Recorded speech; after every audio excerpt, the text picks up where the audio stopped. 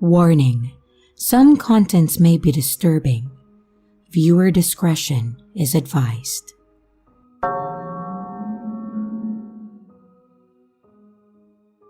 I'm 23 and female, and I was at the gym just doing cardio on a treadmill.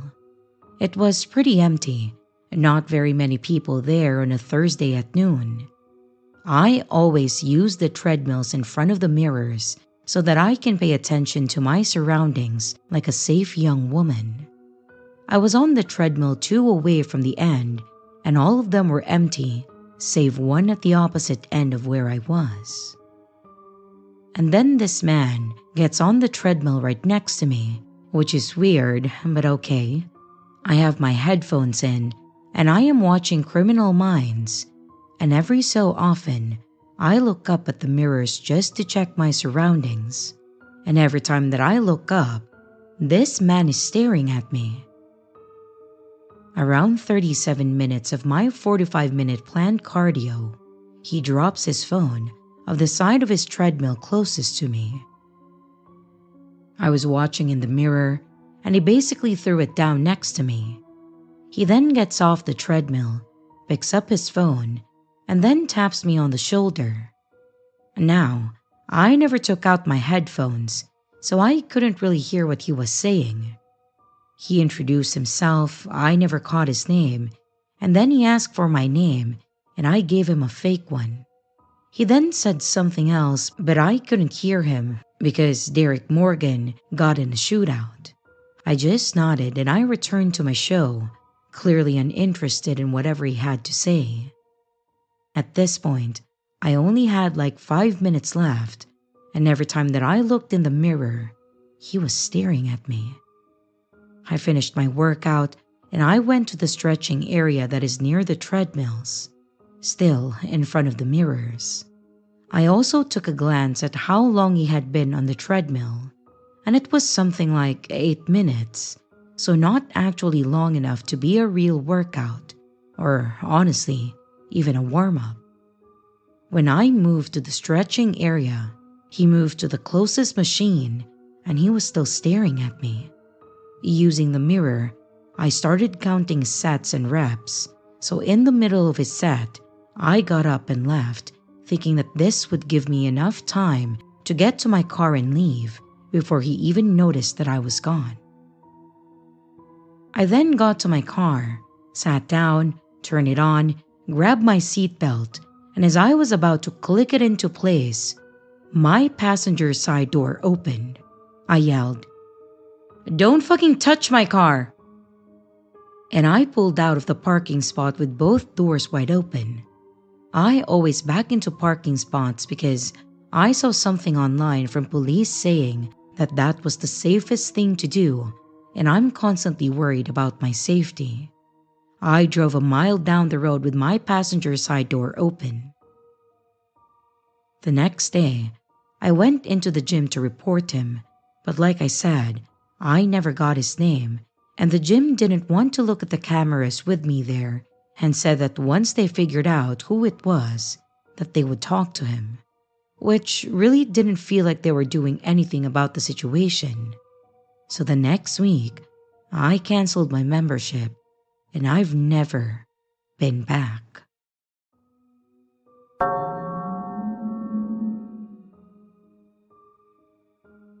I was about 13 when this happened, and I lived right on the beach. If you walked about 1.5 kilometers down the beach from my house, you would get to a place where some ocean would be left behind to form some sort of lake. That's where me and a lot of my friends like to hang out. And next to it were 2 dirt roads.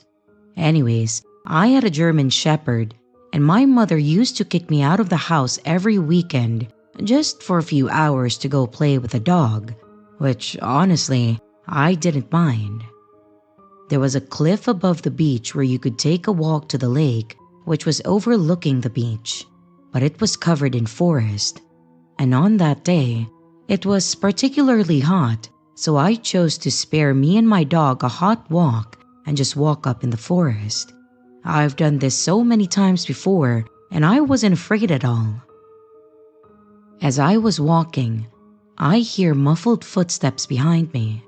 My dog was up far ahead of me off leash, and I quickly realized that someone had to be sneaking up behind me because it was near impossible to walk on the dry foliage silently here. So I quickly made a run for it to the exit of the forest, seemingly hearing the footsteps become audible behind me. But no worries, I was out of the lake, and now it was a plain. It was open, and I could already spot a girlfriend of mine there. My dog was already in the water as I went to greet my friend, when we noticed a large man approach us. He must have been close to 2 meters and very slim, and he started talking to us both very kindly. Without knowing any better, we both were polite to him. I, at that time, did not associate the footsteps with this man, but later grew to. He asked a lot about us, where we're from, if anyone was here with us, and so on. And slowly, me and my friend got creeped out. We said our goodbyes, saying that we had to go off to meet our other friends, and we moved to a further distance down the lake. We sat down for a bit and started talking, when my dog started growling. She never used to growl, so this took me by surprise.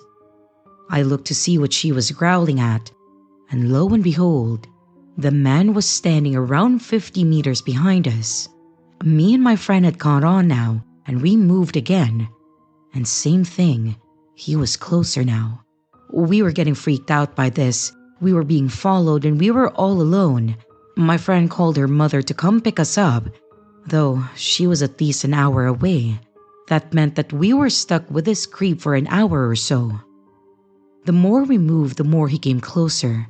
I had leashed my dog by now, as she was going completely rabid at this man, and every time we looked at him, he smiled back, as if we were some sort of close friends. He tailed us for a while until we saw my friend's mother's car arrive at the dirt road. Now, this road was about 200 meters from us, and to get there, we had to cross where the man was standing. But we were terrified. Her mother saw the situation and started running over, which caught the man's attention, which meant that it was our time to dash. I don't think any time in my life that I have run that far that fast, and my dog was running with us as I let her leash go, and when we got to the car, we hastily ran in as the man ran towards us.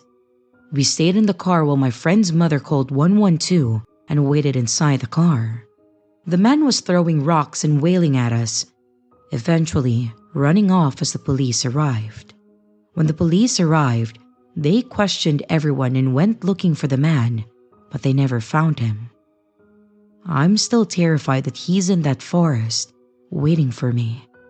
I didn't know that day that my friend would be there, and I don't know what would have happened if she wasn't there. I didn't have a phone or any form of contact, and I'm pretty sure that if he would have gotten me, he would have won against my dog. So, to the creepy man who stalked me and tried to catch me and my friend, let's not meet again.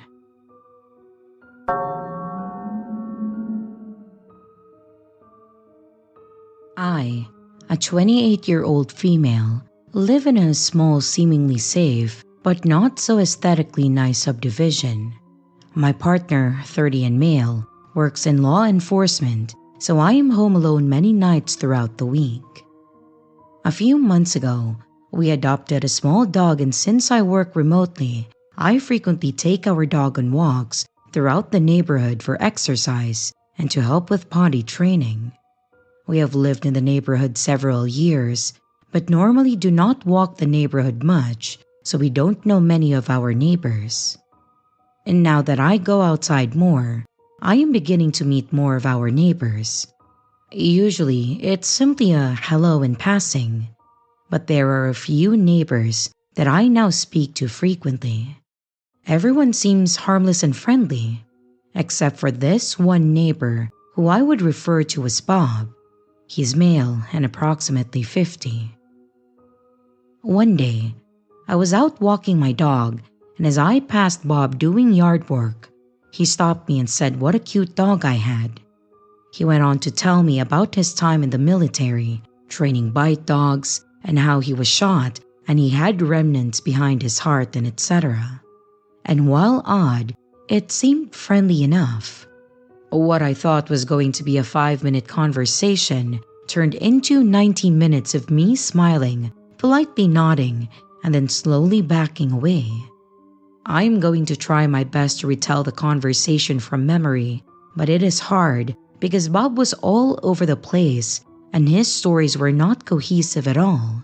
While specific, they were very over the top and embellished. Because of this, I won't give too many details for identity reasons. Essentially, he went on to talk about how rich and important he is, along with his family, yet he lives in a mobile home. He said that he's so important that he's had every presidential cabinet on speed dial, that the government has flown him all around the world to do top secret missions, that his family has gotten away with murder and it's been swept under the rug by the government, that even Googling his own name would have the authorities sent to your door for questioning. He said that he used to be in construction and did masonry work for a bunch of celebrities and still hangs out with a lot of them. He said he speaks 7 languages, has a black belt in martial arts, and he also wrestles alligators. He asked me to feel his arm muscles and lifted up his shirt to show me his scars. I could literally go on and on about all the crazy and incoherent things that he said, but at this point, I chalked it up to the ramblings of someone that's not mentally okay. It took a turn when he asked, "Your old man is the cop that lives down the street, right?" I wish that I would have made the mistake of saying yes. As a woman, it can be hard to set boundaries with people like this for fear of confrontation or things escalating. Bob then proceeds to tell me how his son and my partner don't get along. It turns out his son went to high school with my partner and I. He said that he thinks that it has something to do with my partner and his son's baby mama, as Bob put it. For context, my partner and I are high school sweethearts, and we've never really spoke to Bob's son as he was in a different grade than us, and we certainly haven't spoken to him since graduating, and neither of us know the mother of the child. Bob also started making comments on my hair and asked me to take my sunglasses off so that he could see my eyes. He said that I reminded him of an old neighbor that he used to have, and he also said that I reminded him of his daughter. He kept saying that I was a pretty girl and that I reminded him of his daughter. He then proceeds to tell me about all the hot women that he slept with and how he's been to court for over 50 paternity tests and wants to know if he might be my dad. I'm not originally from this area, and my parents have been together 33 years, so there was no way that Bob is my dad. I am sure that I am leaving a bunch of stuff out, but you get the gist.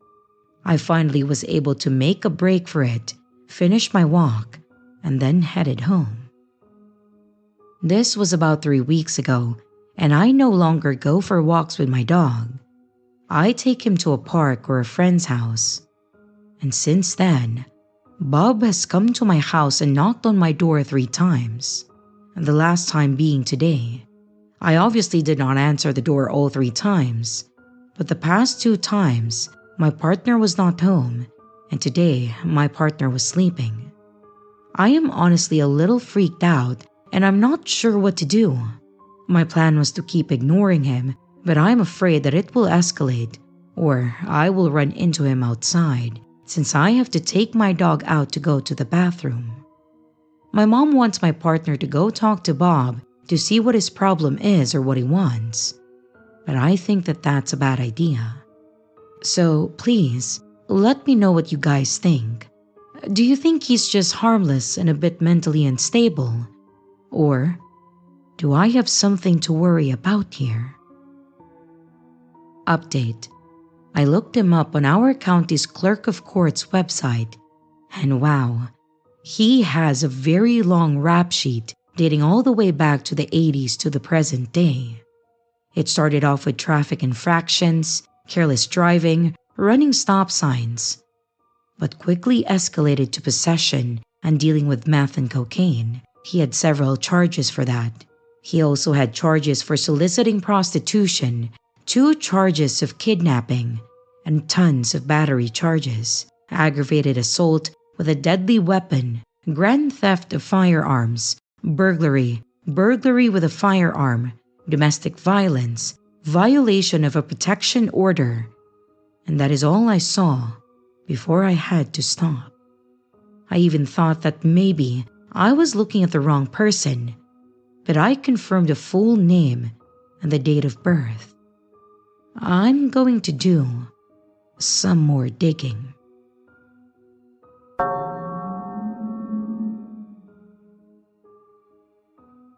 This is a story that I heard from my friend Aiko. It happened back when she was single, living in an apartment without any fancy security system or any automatic locks. Just a typical building where if someone wanted to pay her a visit, they could walk right up to her door without much trouble. One night, a little after midnight, Aiko was winding down, getting ready to sleep. Suddenly, the doorbell rang, and the noise from the doorbell slicing through the quiet of her apartment. She froze, her mind racing. Who would come to my door at this hour?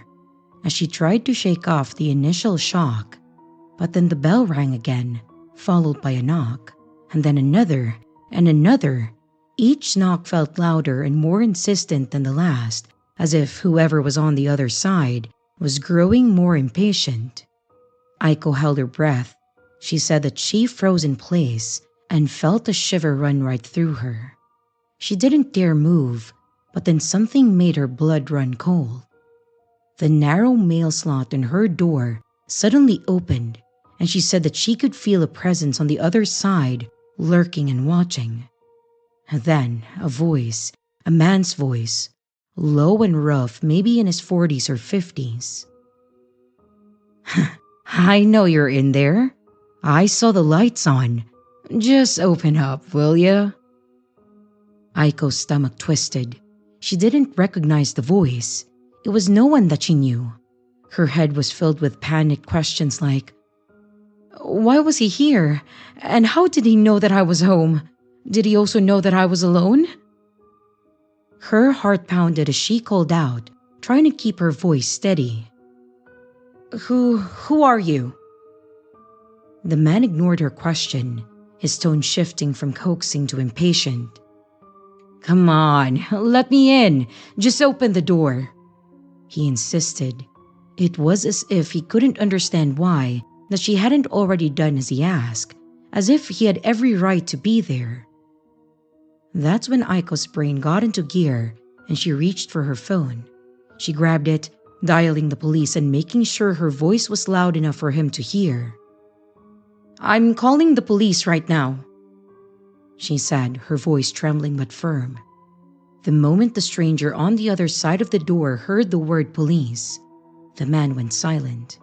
After a tense few seconds, Aiko heard his footsteps retreating down the hallway. She stayed on the line, her heart still racing, until an officer arrived to take her statement. The police assured her that they would increase patrols around her building and advised her to keep her doors tightly locked. Aiko thought that was the end of it, but the encounter left her shaken. She tried to push it to the back of her mind, telling herself that it was just a creepy one-time incident, but that feeling of being watched lingered. Aiko worked as an aromatherapy masseuse in a small cozy salon nearby. A few days later, a new client came in, a man in a business suit who looked like an ordinary office worker. But something about him felt off though, and she couldn't shake the sense that she'd seen him somewhere before. Was he referred by one of her regulars? She wondered. After the session, the man smiled at her, his eyes lingering a bit too long. I'm sorry about the other night. he said casually, as if they were discussing the weather. Aiko felt her heart skip a beat. "Excuse me?" she stammered, trying to keep her expression neutral. The man's smile widened and he looked her directly in the eye. "You're really beautiful. I happened to see you around and I got curious. So I did a little digging, found out where you live, where you work. I didn't mean to be so forward the other night, but, well, I'd had a few drinks." He said it all with a strange, almost friendly smile, as if his actions were nothing out of the ordinary. Aiko felt a wave of nausea. He didn't seem embarrassed or remorseful. In fact, he almost looked proud. Aiko took a step back, trying to keep her composure. But inside her mind was racing. She knew she couldn't go back to her apartment after this. That night, she packed a bag and then went to stay with her boyfriend, never setting foot in her own place again. Eventually, she left the job too, since she couldn't bear the thought of running into him again. As Aiko told me her story, she shivered, pulling her arms around herself as if to ward off a chill. "People like that, they have no clue that what they're doing is wrong," she said, her voice barely a whisper. And I can't imagine how scary that must have been for her.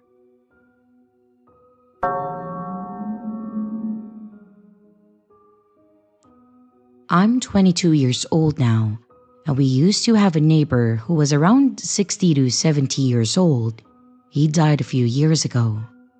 When he was still alive, he would cause us so much trouble. He scratched our car, poisoned our apple trees and grass, blew up a firework near me to cause me to temporarily go deaf on one ear when I was 4, and just all kinds of things. His son was a judge in our city, so pretty much everything we took to court was against us. I remember Dad often called us from work to tell us not to be alone at home and that we should have to stay at Grandma's.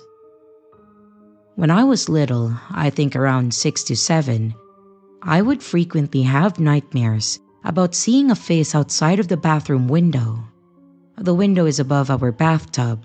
It's high enough that no one can actually see in unless they climb the roof of our shed, which is underneath the bathroom window in our garden. Coincidentally, the shed is directly next to a fence that separates our garden from the neighbor's one. I still remember the dreams. I remember having them pretty much every other night. I never told my parents when I was little because we never really talked about anything. So, I didn't really share anything that was happening to me. Well, I grew up thinking that they were just dreams and that was it. I did mention them to my therapist last year because we were discussing some personal problems, and I felt like this was kinda connected. And after coming home, Mom asked me what I talked about with my therapist, so I finally shared that I used to have such dreams. I never really thought about them being real, But she told me that I actually did tell her that I saw our neighbor on our shed's roof. I don't remember telling her that, but she said that I did mention it several times, and even my friends told her that they saw him there when they came over to our house and it creeped them out. Apparently, I never mentioned him watching me shower. But after she told me that, it really clicked for me, and it was as if I suddenly remembered that. I do think that it was him. It would make sense, and the fact that it happened still creeps me out.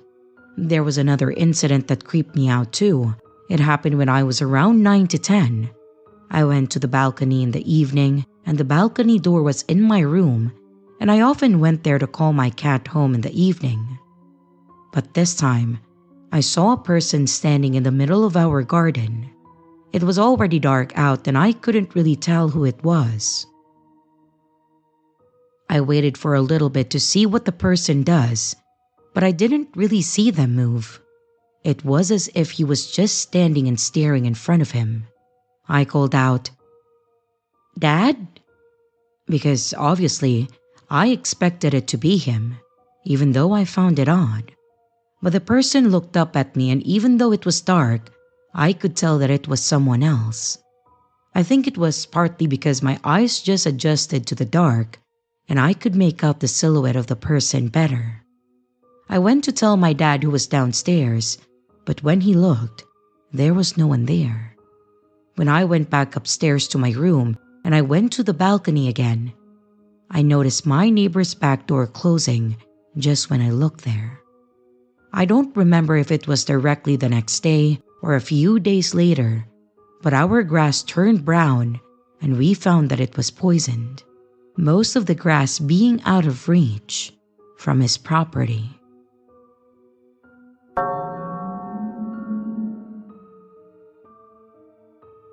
This event just popped up in my memories from 2 years ago today, and I thought that it would be worth sharing here. It's definitely one of the scariest encounters that I have ever had, and definitely taught me to trust my gut. September 4 of 2022, I was at home waiting on my boyfriend to get home. It was getting late and I was impatient, so I decided to go out to get snacks from the gas station by myself. We live in a city that really isn't the best place for a then 22-year-old woman to be out alone at night. It's normal to hear gunshots, see cars get stolen, and there have been armed robberies at both of the gas stations by my house since I've lived there. Nevertheless, I was hungry, wanted some snacks, so off into the night I went for them. On my way to the gas station, my boyfriend passed me headed home on his bike when I was nearly there, which is a detail that is crucial to how things would play out. It was sometime around or shortly after 11 p.m. that I made it to the 7-Eleven and I pulled in by a pump. And before I even had a chance to take my keys out of the ignition, a woman who was standing at my passenger side door tried to talk to me through it. Another long story short, before this had happened, my best friend and I had a couple attempt to carjack us in another city. And ever since then, I have always locked my doors the second that I get in my car, and I had done just that this night. I stayed in my car. I told her that I couldn't hear her, so she walked to my side of the car. She said something along the lines of her ride not being able to pick her up because their car broke down and that she needed a ride while holding up texts on her phone. I told her, "I'm really sorry, I don't help people at night." And I immediately drove away. I was annoyed that I didn't get my snacks, but I just wrote it off. Just before arriving at my house, I take a left turn, and then I start down a curving road with a shopping center in the right.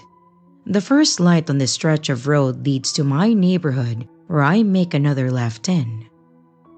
When I took my first left and approached the entrance to the shopping center, a car swerved out in front of me and then stayed on the center line the entire way to the light.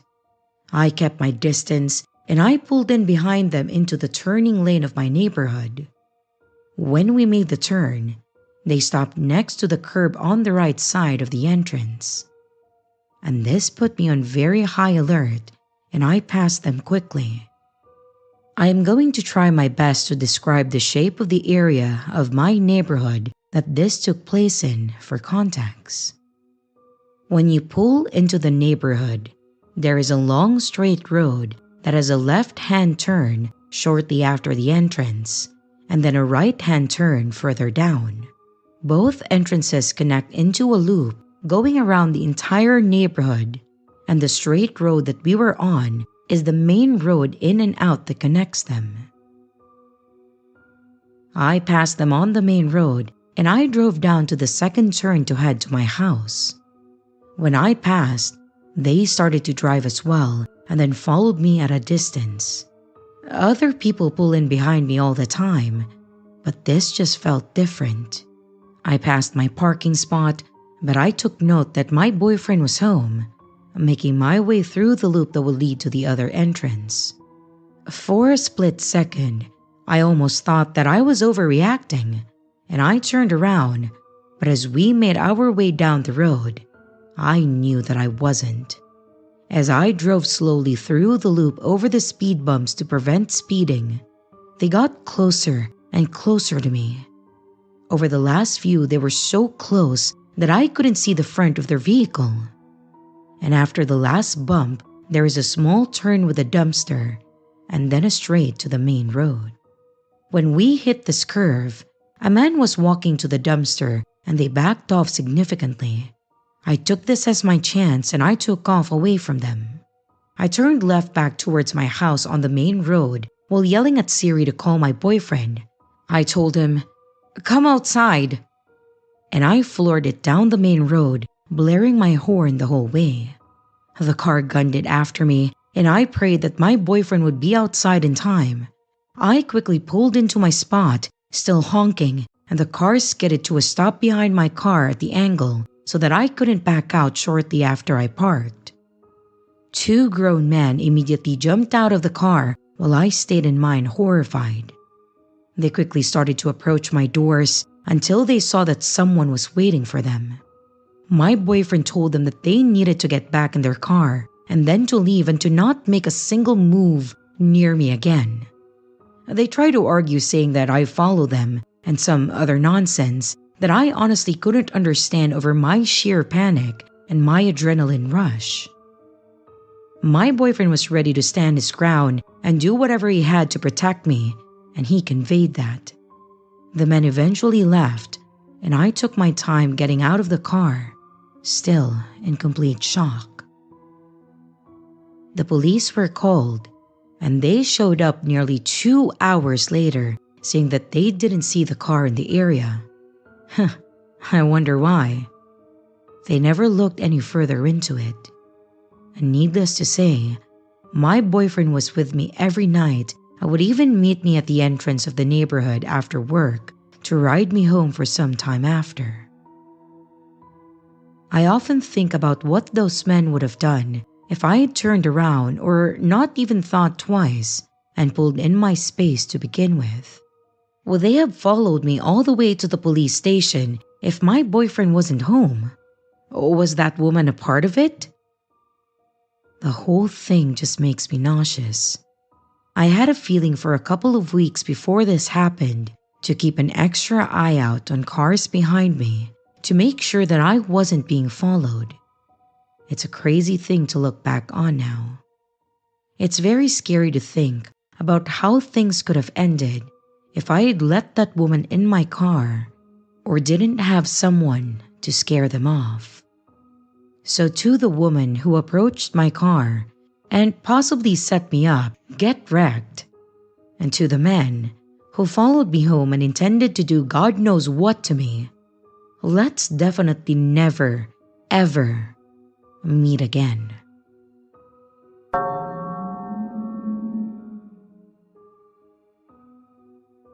I'm an 18-year-old female and I live with my parents on their farm.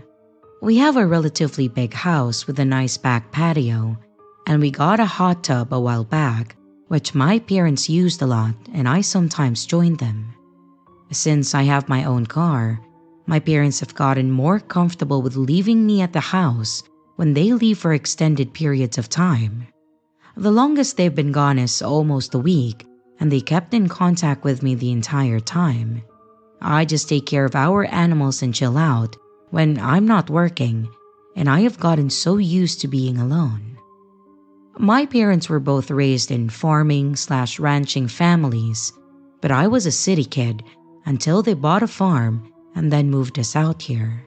I'm used to it now, but it took quite a bit of acclimating considering that I lived in our previous house for 13 years and I knew the city like the back of my hand. You could have placed me anywhere and I'd be able to find my way back home one way or another. It's been a few years though, and I consider myself well adjusted. Obviously, there's pros and cons, but I'm at peace where we are now. One thing that took a lot of getting used to was how much space we have. In my old house, my bedroom window lined up with my next door neighbor's kitchen window, and so my curtains were drawn shut 95% of the time. And now, with my bedroom being on the second floor and our neighbors being 100 or so yards away, I can get change with the window open and not worry about being seen. I mention this because it's unusual to have anyone walk past our driveway nowadays, as opposed to the city where it was weird when people didn't pass by.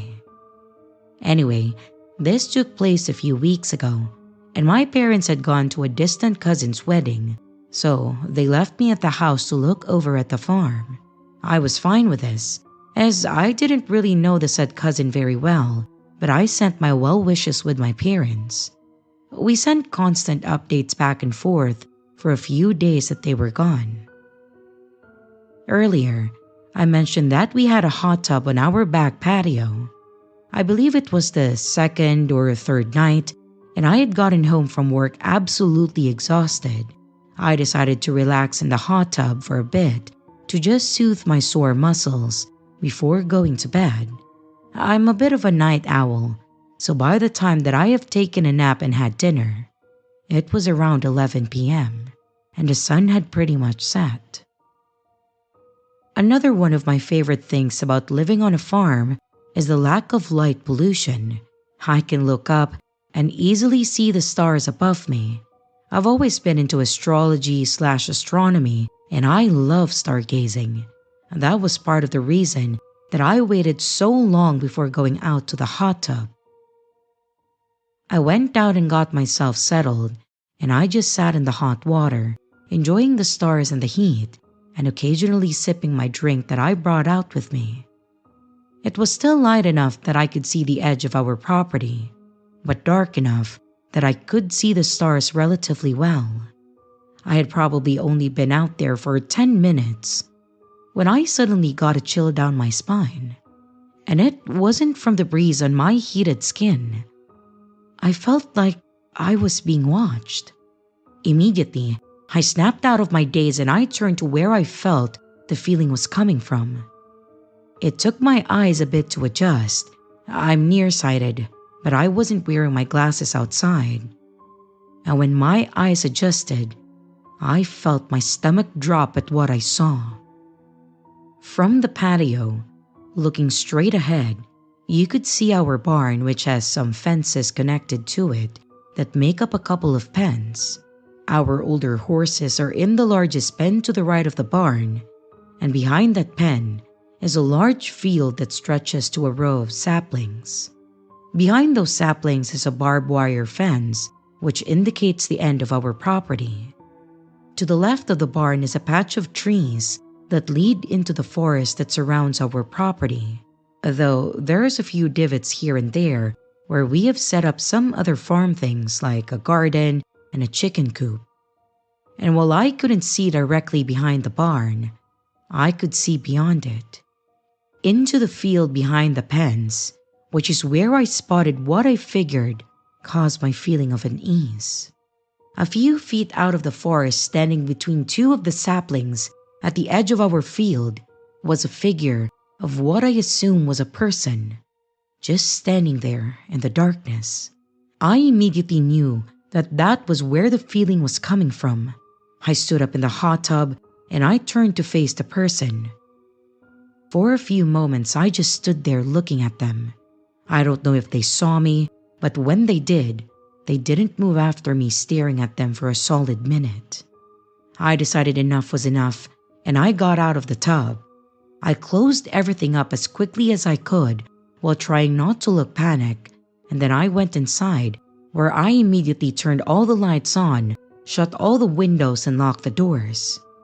My dogs had been inside the whole time, none the wiser to the trespasser, and I figured that it would be best if I didn't alert them to what was going on in case it turned out to be nothing, even though I was pretty sure that I was right about what I'd seen. I debated on calling the police, but I lived 20 minutes from the nearest town, so by the time that they got there, the person would likely be gone. Besides, it was midnight at this point, and I didn't want to wake any of my neighbors with the commotion authorities may bring. I resolved to just sit in the living room with my dogs and keep an eye on the person from inside. Our living room has windows that face outside in the same direction as our back door to the patio does, so I could still see the same view from the tub, albeit a little more difficult with the lights on. But ever since I'd seen that figure, it was impossible to not notice them afterward. The thought crossed my mind to grab my stepdad's rifle from the basement, but I had no idea where he stored it, or even how to use it, so it was likely not a wise idea, especially because going to get it would mean that I would have to leave my post in the living room and then leave that person unsupervised. The more time passed, the more antsy I became. The person was just standing there not doing anything in the same position that I had spotted them in, and their apparent lack of motive was unnerving me like nothing else. I resolved that if they didn't leave within the next half an hour, I will call the police, because by that point, that person would have been standing there for about an hour trespassing on our property. More time passed, and I stayed in the living room with my phone in my hand and my dogs at my feet. I was looking at the window every few minutes to see if the figure was still there, which they were, and by now it was 12:15 in the morning and they still hadn't moved. Internally, I was thinking about who this person could possibly be and what reason they'd have to do this. We're a friendly community and we know pretty much all of our neighbors, though everyone mostly keeps to themselves. It was unlikely that anyone knew my parents weren't home and that I was alone. There were 2 vehicles parked in our driveway, mine and my mom's, as my parents had taken my stepdad's truck to travel in. And as far as I knew, we didn't have any issues with anyone, which made the scenario even more confusing and terrifying. It was 12:20 when things finally changed. As I was looking at the window for probably the 50th time that night, I saw the figure move. I froze, not moving a muscle, as I watched them turn and walk back to the way that I assumed that they had come, going to the left, which they disappeared behind the barn, presumably back into the forest. My relief was only temporary though, because while they were gone, they could still be very well on our property, just hiding out in the trees. The feeling of being watched was gone though, which made me feel a little bit better, though not by much. I decided to pull an all-nighter and stayed up until the sun rose and I passed out on the couch. I woke up at around 1 p.m. and I had a moment where I thought that I dreamt the whole thing. Just in case, after I finished my chores, I made my way across the field behind the animals' pens to our property line, and I walked from one end to the other to where the figure would have disappeared behind the barn to see if I could find anything out of the ordinary. It had been dry for the past week, so the grass and dirt didn't show any footprints or any sign that anyone had been there at all, which made me suspect that maybe I had just imagined the whole thing. I have a history of being paranoid because of my anxiety, and I have had multiple nervous breakdowns over things that turned out to be inconsequential. Still, I couldn't just forget about the feeling that I've gotten in the tub that night, the unmistakable feeling of having someone's eyes on me, and not being able to tell who. To this day, I have no idea who it could have been, and to be honest, I don't really want to know. Nothing like that has happened since, and I'm hoping that it stays that way. To the figure that stood at the edge of my parents' property and watched me in the hot tub in the middle of the night, let's not meet.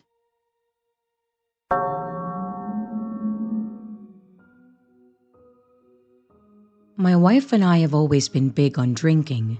We each like to hit our own favorite spots on the weekends, sometimes coming back separately in the early hours. And last weekend was no different. We each went to our own bars. She doesn't like my bar too much because it's a sports bar, and plus, she has plenty of friends at her favorite bar. Anyway, I got home first, and around 1 a.m. I started to get sleepy, so I just went to bed without waiting for her.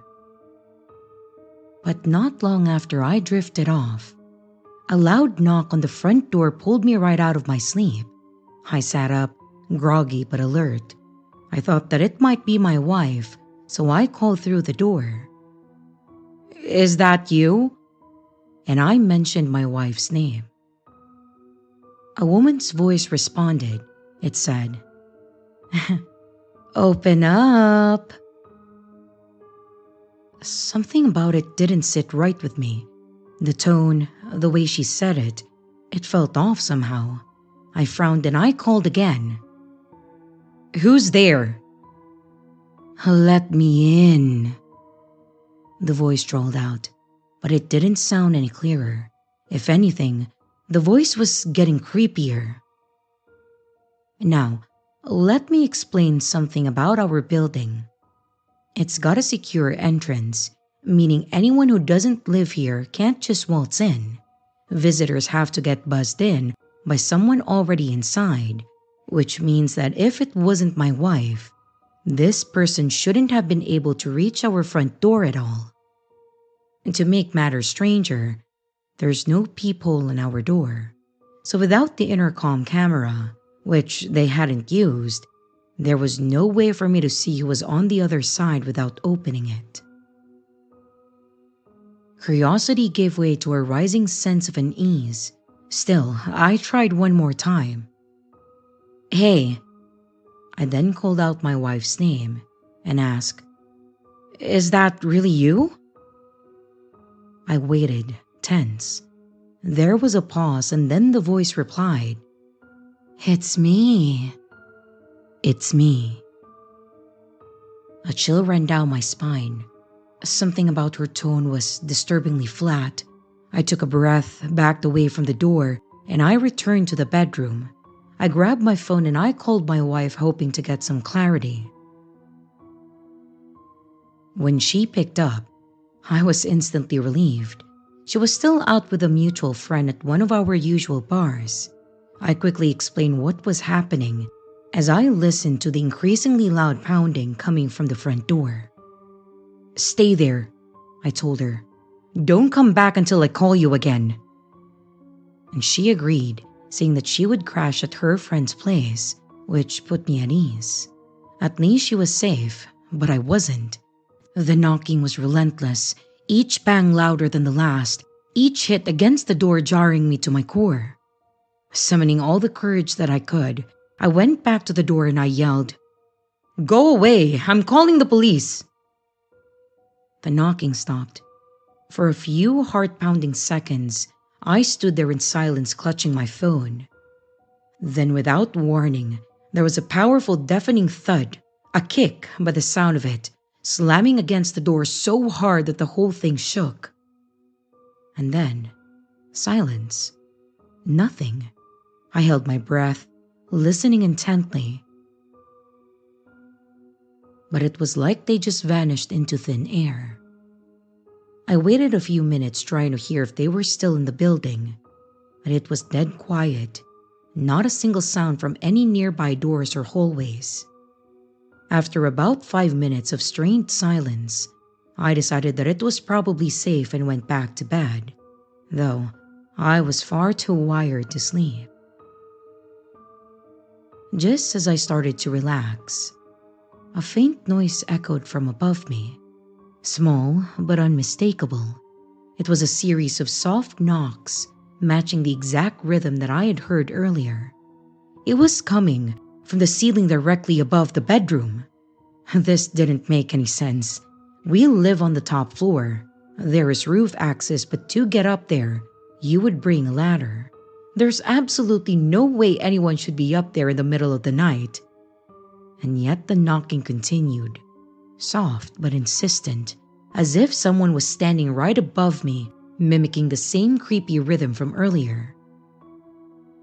And I lay there, my heart racing, staring up at the ceiling, paralyzed by fear and also at points wrestling with my sanity. I had to keep asking myself if this was really happening or not.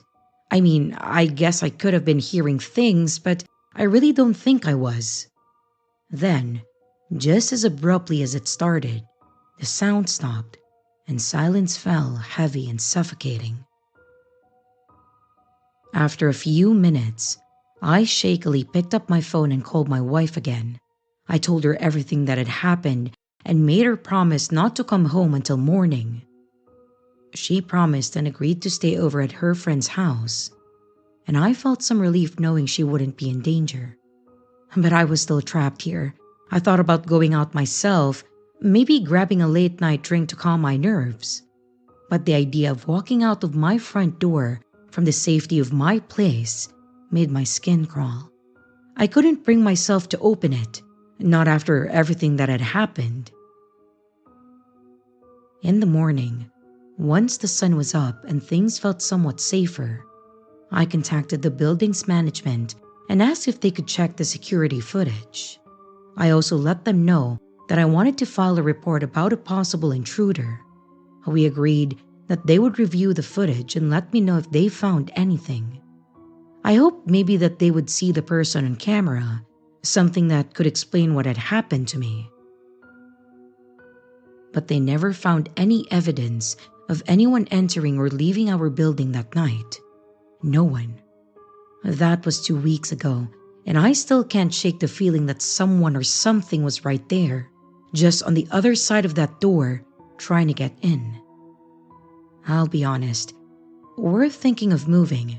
The lease is up in July, and I don't think that I can spend another night in that apartment. I plan to bring this whole incident up with the management, but in the back of my mind, I don't expect them to believe me. I really don't want whatever was out there to come back.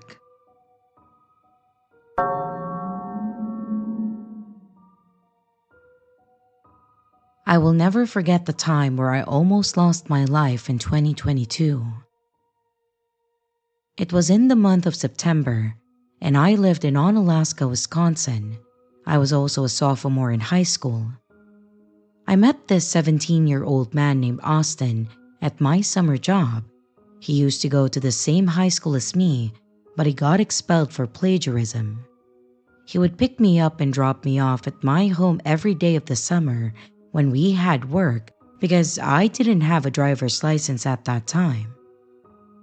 I also want to point out that it was pretty obvious that he had a crush on me because he would hug me every day, but I made it look like he didn't know that I knew that he liked me, and it worked. I just didn't feel the same way like he did. We were now into like the second or third week of school, and I was still settling in because I still had summer blues. It was the end of the night, and me and Austin were driving home from a party that a kid from school threw. Austin now just pulled up at my house to drop me off. But before I could step out of the vehicle, Austin hesitantly asked if I wanted to go out with him. I laughed, and I told him that I was okay, and I just wanted to be friends. He then said all right with a frown on his face. We then waved and said bye to each other.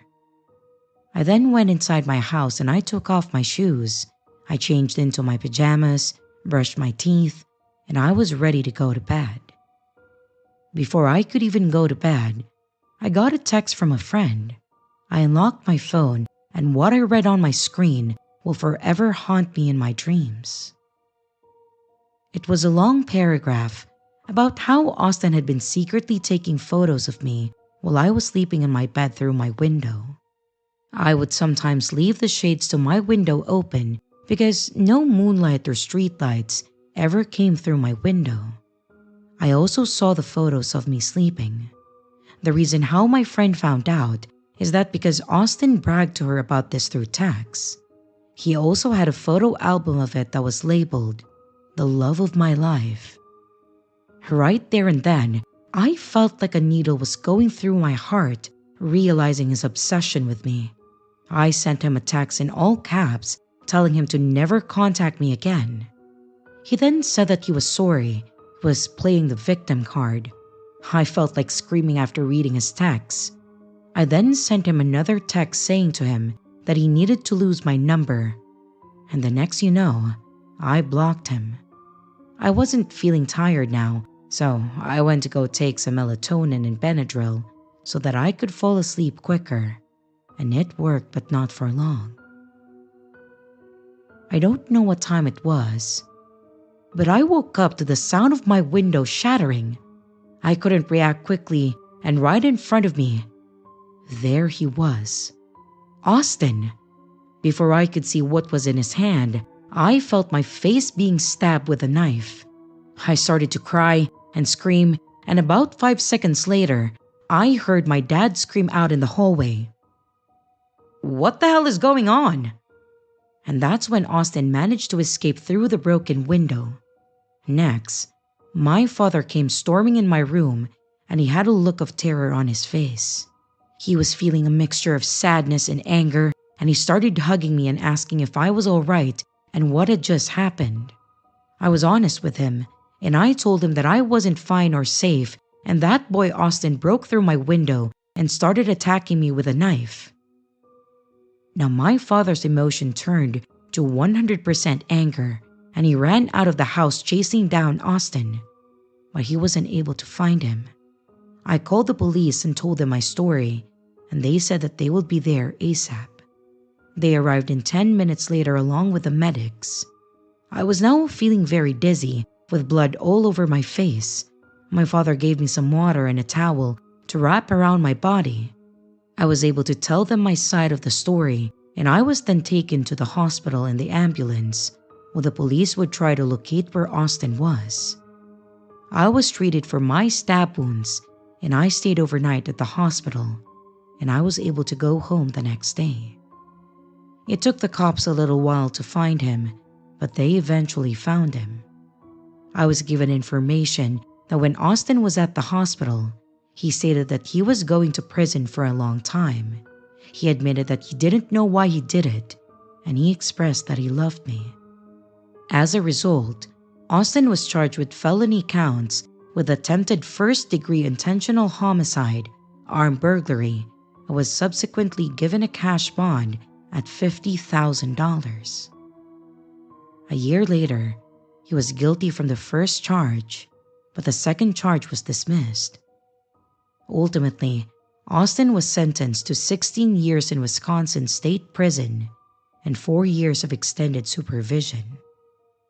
Although justice had been served, I still get very skittish whenever I meet another man because I'm afraid of what his real intentions are. I know I sound crazy, but I still have a lot of PTSD from it, and I wish nothing but pity on Austin, and I hope that he goes to hell when he dies.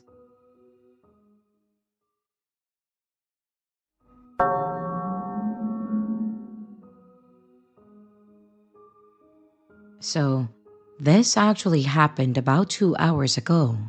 I, a 26-year-old female, and my boyfriend 36 and male, decided to go to the store to get oil.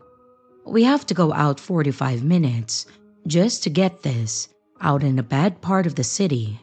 But it's the only European store that has the actual stuff that I grew up with eating. My family and I are from the Ukraine, but we live in the US. And it's difficult finding authentic places that have exactly what we had. And this is the only place I found that has it down to the exact brand. As we are driving, we are on a 3-lane road, which we need to get into one of those midsection U-turn types of lanes. We get into our left turn lane, and a black car blitzes from the far right lane through the middle lane to cut us off at the left lane, which my boyfriend and I are like, "What the hell?" And then they stop at a green light for the U-turn. My boyfriend honks twice in a nice way in case they were on their phone to go, since it's our green. They go forward, and we go to the parking lot directly on our right to the store that we need to go to. The car in front of us, which was now in the far left lane, goes through another 2 lanes and drives onto the sidewalk to go into the parking lot that we were going into, and then rides nearly on our bumper, pressing their horn the entire time that we drove. My boyfriend eventually decided to stop a few feet further than the store instead of parking at it. And at that point, I realized that his camera was not on. I can't remember the name in English, but it's a camera that records in front and back as you drive. I tap it since usually it starts recording when it feels motion. But it didn't turn on, and we realized that it's somehow disconnected to his car. As he's trying to get the camera plugged back into his car, the black car pulls up, and I see 3 guys looking 18 to 20 in there. All 3 are African American. They roll their window down, and the driver reaches for something that they're about to take out, and I'm just screaming at my boyfriend, "Just drive! Go! Just go!" And my boyfriend slammed onto the gas pedal, and we drive off and the black car does too. My boyfriend suddenly began doing donuts in the parking lot to get their car to back off while I'm screaming, "Oh God, oh God, the police! Let's call the police! I need to call the police!" And I managed to dial 911 as he was doing his last donut and then suddenly began driving out of the parking lot. The black car was still chasing us out as I finally got an answer, and when police asked where we were, I blanked out and I stuttered in panic that we were currently being chased, and my boyfriend yelled out what road we were passing. He used to do Uber for 7 years and knows every street name by heart. Those guys kept going after us until we were about 3 to 4 blocks away from the police station, and we stayed on the line, and they probably realized that we were going, and then they swerved to a random road on our left. At some point, we got disconnected, but the officer called me right back and stayed with us as we pulled into the station. We explained what happened, and the officer was nice. He offered to escort us back to the store, following our car in case the guys were still there. We showed the skid marks, and the officer said nice as a joke, and it was all good. He did paperwork as we grabbed the sunflower oil that I wanted, and I had my boyfriend try authentic Slavic ice cream for the first time, which he agrees is 100% better than American. And then we decided to cut our day short, thanked the officer, and then went home. My boyfriend said that he is amazed at how quickly I made all the right decisions, and was surprised that I even called the police because he's aware that I have a history of being sexually assaulted by 2 on-duty officers 4 years ago, and I have been too terrified to call or speak to officers since then. But I was so terrified of getting shot, and my only priority was to have police over so my boyfriend is safe and nothing happens to him. I was so terrified that my chest hurt, and I'm so happy that we are safe. My boyfriend is now laughing and saying that he can now prove that front-wheel Dodge cars can do great donuts. I genuinely hope that I never see or run into those 3 guys ever again. So let's never meet again.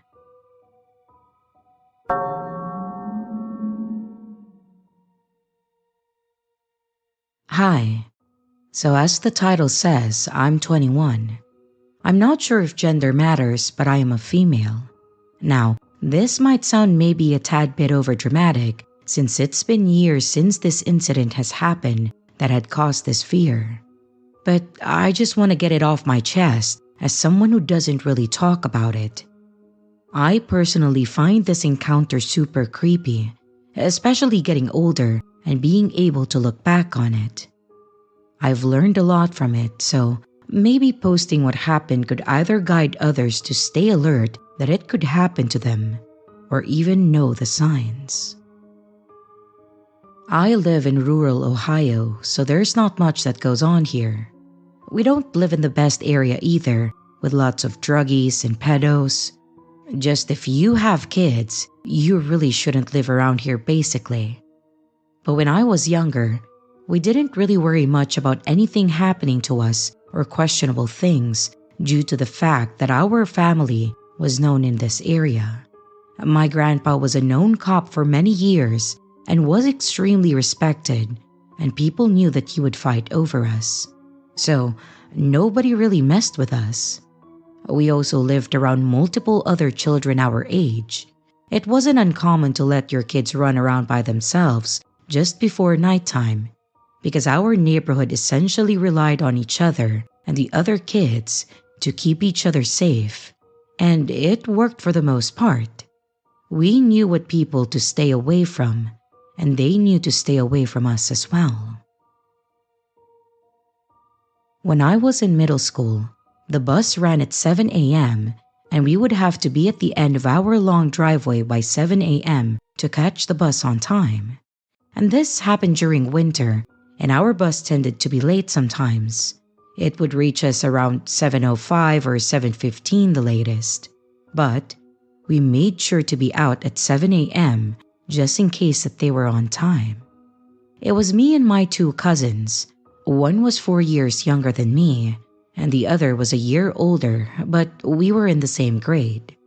The road is straight where our driveway is, so cars come by multiple times, and you would be able to see if a car was slowing down and such, and they'd see us as well.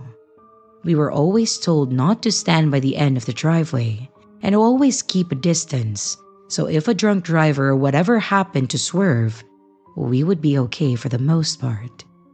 We were at the age where me and my cousin, who was in the same grade as me, essentially babysat the younger cousin, and we didn't have an adult accompany us at the end of the driveway anymore. It was super cold that day, and the sun was just coming up, and we were annoyed because the bus was late while we were waiting in the cold. But I noticed a car was coming, and again, this happened all the time, so it wasn't like I was checking it out or anything. I just noticed it and went back to listening to music on my phone. I then hear a loud brake sound, so I look up, and the car is in front of our driveway, now fully stopped. The man in the car was waving his hands towards us to signal us to come closer to him, and of course, I refused, and I was frozen in spot because this never happened before. He could tell that we were obviously shaken by this, and he said that he worked for a school but was lost, and he just got hired. He named the school that was an hour away. Remind you, it's past 7 a.m. at this point, and I immediately knew that he was lying. It didn't make sense to me why he would be lost at a job that he said he already got. Plus, it being this late, I'd think he would already be at the school. No way that he would be lost to the point that he's an hour away from the district and signaling children to his car the way he did if he was a teacher at all. It also made no sense to me logically how he would be lost from a job that he obviously had to go in to get hired for. And yes, this was before Zoom, and all of these things happened, I'm pretty sure. I immediately said that I'm going to get an adult, and he clearly panicked and said that it wasn't necessary. He just wanted us to get closer and show him where to go. I just pointed straight. I truly don't know the direction to the district, but that was not my main focus, honestly. I told him to go straight, and he ignored me. My little cousin was moving towards his car, and I grabbed him by his hair and he kept by me. And I refused to let go of his head. I'm shaking, and I'm trying not to show I'm scared because I don't know what's about to happen. The driveway is a long one as well, but I truly didn't feel safe turning my back on him. I have my other hand on my phone, and I am shaking, so I'm struggling with gloves on, but I am able to call my mom, and thank God, she answers. She usually would ignore my calls and be on the phone with her boyfriend. The guy then gets out of his car when he sees that I'm on my phone with someone, and I start immediately sobbing and telling my mom that there's a man out here, and I think he's going to hurt us. She comes out running, and the second she gets closer and he sees her, he bolts back to his car and then dashes away. A car that was around the corner of the road also dashed away as well. Now, looking back, it's even more scary since if it was just someone who needed to get past the said car that was in the middle of the road by our driveway, they would have just either honked or gone on the other lane to pass them. They definitely also saw the entire thing and didn't get out of their car to help us or anything. So, it makes sense that they were also in on this entire situation.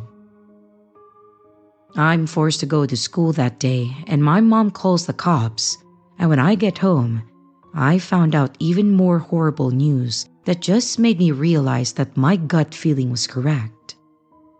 My mom told them the car and how it looked and such, and they found an abandoned car that matched her description just up the road, so they found who it belonged to, and eventually found out that he wasn't the school teacher.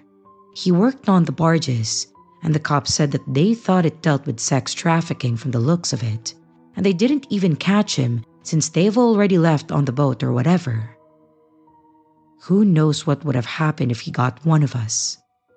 I assumed we would have been on that boat and horrible things would have happened. It still pisses me off that he was never caught and possibly other kids were victims of his. It's truly terrifying, and to this day, I refuse to go near the road. I still have recurring nightmares of it. I'm always on alert now too, which I most definitely should have been more alert back then, but I was just a kid, and I clearly didn't realize how it would have affected me in real time.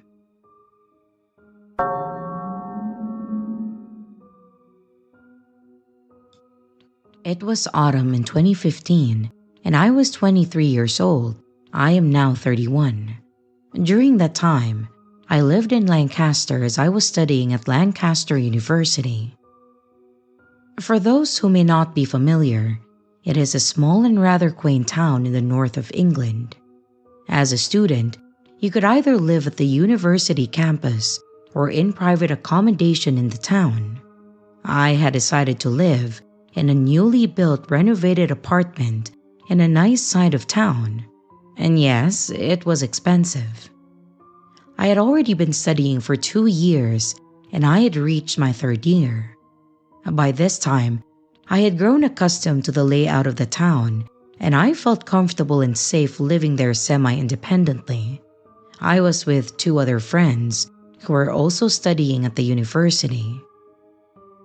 Since my 1st year, I had decided to improve my fitness by taking nightly runs around either the campus or the town. As we were living in the town center by my 3rd year, I would run either with my housemate or alone.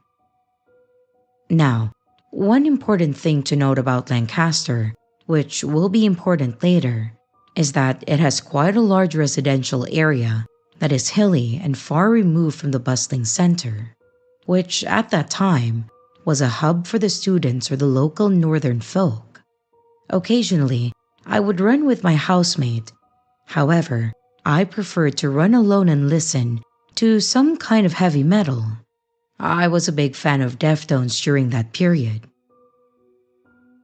On this particular day, as I said, a chilly autumnal evening, I had decided to run alone. It was about 8 p.m. and I had my earphones in. I had started to run up to the more isolated district that led up to a very pretty residential area and a large green called Williamson Park. It had a butterfly museum at the top of the hill. Next to the park was a very large graveyard, the kind that is miles wide and had different areas. There were large yew trees, crumbling graves, a crypt in the center overrun with leaves and ivy. What was especially creepy about this particular cemetery was that it had the ruin of an old mental asylum or hospital at the other side. You could actually sneak in if you walked across the width of the cemetery and then crawled through a small hole in the fence that led to asylum grounds. This was not advice though, as guard dogs roamed the derelict building. It was not a place that you wanted to be during the night. So, I had made my way past Williamson Park and up to the entrance of the graveyard. Immediately, my eye was drawn to something small standing at the imposing gates of the graveyard. They were kind of tall, black iron gates that were at the bottom of a little winding path. I felt a little apprehensive, but it wasn't unusual to see people walking their dogs and etc. out of the graveyard. So, I started to slow my pace to a walk in the direction of that shape. As I drew nearer, I realized that the shape was a child around 9 to 10 years old, and they were running towards me frantically. They looked panicked and scared, and I think they were crying. I vividly remember that the girl was not wearing a coat, only a thin dress that would not be suitable for the harsh autumn. She asked me if I could help her. She was desperate and seemed to be frightened of something. She kept looking back into the graveyard, which at this point was totally pitch black beyond the gates. I mean, there was absolutely no light beyond the path. As the graveyard was quite large, it was chilling to see the depth of blackness and a vulnerable child standing at the mouth of the gate helpless. I don't recall what the girl said exactly, but I then offered to call the local police. I had typed 999 into my phone and I had it on loudspeaker. But the girl immediately changed. She was not happy about the fact that I was calling the police, and that was clear. She stopped crying and she seemed angry, almost demanding, and insisted that she did not need the police to help. I reassured her that it was best to inform the police, and I even offered to walk her to the station, which was about 20 minutes back down the hill. Well, this is where the story gets weird and a little terrifying. The girl turned and ran back into the graveyard. She ran directly through the gates into the eerie blackness. She didn't turn back, just ran as quickly as possible until she had completely disappeared from sight. It was then totally silent. I was spooked beyond belief, now standing in a darkened street, completely alone, and I had so many questions. Who was that girl? Why was she alone? Why was she scared of the police? Why wasn't she frightened of the dark? Who might she be running to or from? I turned and I ran all the way back down the hill, not stopping until I had reached a well-lit built-up area. Safe to say, I didn't run on my own at night again. Anyway, it's a mystery that has plagued me ever since. So little girl in the graveyard, let's definitely not meet again.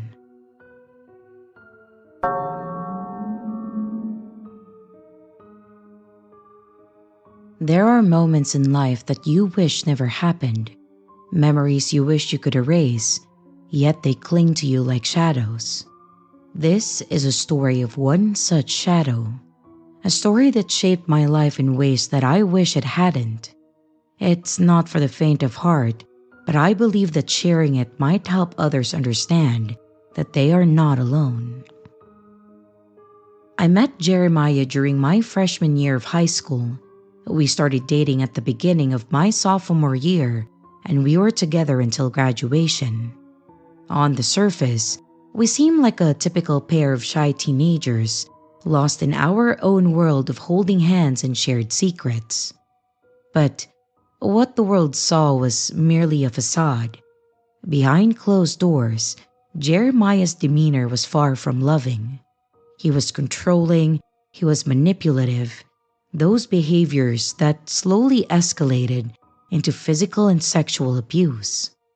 My home life wasn't much better. My parents' constant arguments taught me all the wrong lessons about love. So, when Jeremiah's treatment mirrored their aggression, I mistakenly believed that it was normal. I endured his behavior, convinced that this was what relationships were supposed to be. The abuse continued for over a year and a half until one spring break during my senior year, I sought refuge at my grandmother's house, craving a break from Jeremiah. And although I didn't reveal the real reason for my visit, my grandmother saw a bruise on my inner thigh. When she gently asked about it, I broke down and I told her everything. She was shocked and horrified, but also resolute in her advice. I needed to leave Jeremiah. With her support, I returned from spring break determined to end things. When Jeremiah visited my house, I insisted that we stay in the living room, away from the privacy of my room, where his control often unfolded. As the evening wore on, I mustered the courage to tell him that we needed a break. I watched anger flash across his face, but with my mom in the next room, he restrained himself from his usual violent reaction. And after he left, he didn't leave me alone. Notes, phone calls, and letters filled with alternating declarations of love and threats of regret followed. His behavior escalated to throwing a brick through my window and a desperate plea attached to it saying, "I love you, and I would die without you." That reckless act was his undoing. My father called the cops, and Jeremiah was arrested. And for the first time ever, I felt relief, and I thought that it was over. I moved on, graduated high school, and I embraced college life with my grandparents supporting me every step of the way. For a decade, I lived independently. I built a career. I even started a serious relationship with a wonderful guy. I thought that I had left my past behind and that I had healed from the trauma that once consumed me. But shadows have a way of lurking, waiting for the right moment to re-emerge. One day, out of the blue, I received a phone call from an unfamiliar number. Against my better judgment, I answered it, and as soon as I heard, "Hey, it's Jeremiah," my blood ran cold. He sounded disturbingly cheerful, as if the years and his arrest had never happened. He was calling to ask if I would be a reference for a job, a request that absolutely made my skin crawl. I wrapped up the call quickly, shaken to my core, and my boyfriend, bless him, was supportive and advised me to change my number and ignore unknown calls. It was a sound plan, but it wasn't enough to prepare me for what happened next. About a week later, I walked into my office and I saw him sitting in the lobby. My heart stopped. He stood, smiling, and hugged me before I could react. I felt paralyzed, trapped in a nightmare, and I thought that I had escaped. His words were a chilling echo of the past, filled with talk of old times and excitement about the possibility of working together. He had come for an interview in my department. The moment he mentioned old times, I pulled away and I fled to my manager's office. I poured out my story, desperate for help. The manager listened, but his response was legalistic, asking if I had a restraining order. I knew then that he wouldn't stop Jeremiah from joining the team. Well, that was my last day at the company. I knew Jeremiah's presence there wasn't coincidence. It was calculated. He had found my number, my workplace, and aimed to re-enter my life. And I quit without notice and changed my number immediately. I was a bit sad to leave my job, but looking for another job is so much better than working with Jeremiah. I am living more cautiously now, but I refuse to let fear control me. Should Jeremiah ever attempt to re-emerge, I'll be ready. So, Jeremiah, wherever you are, let's never meet again.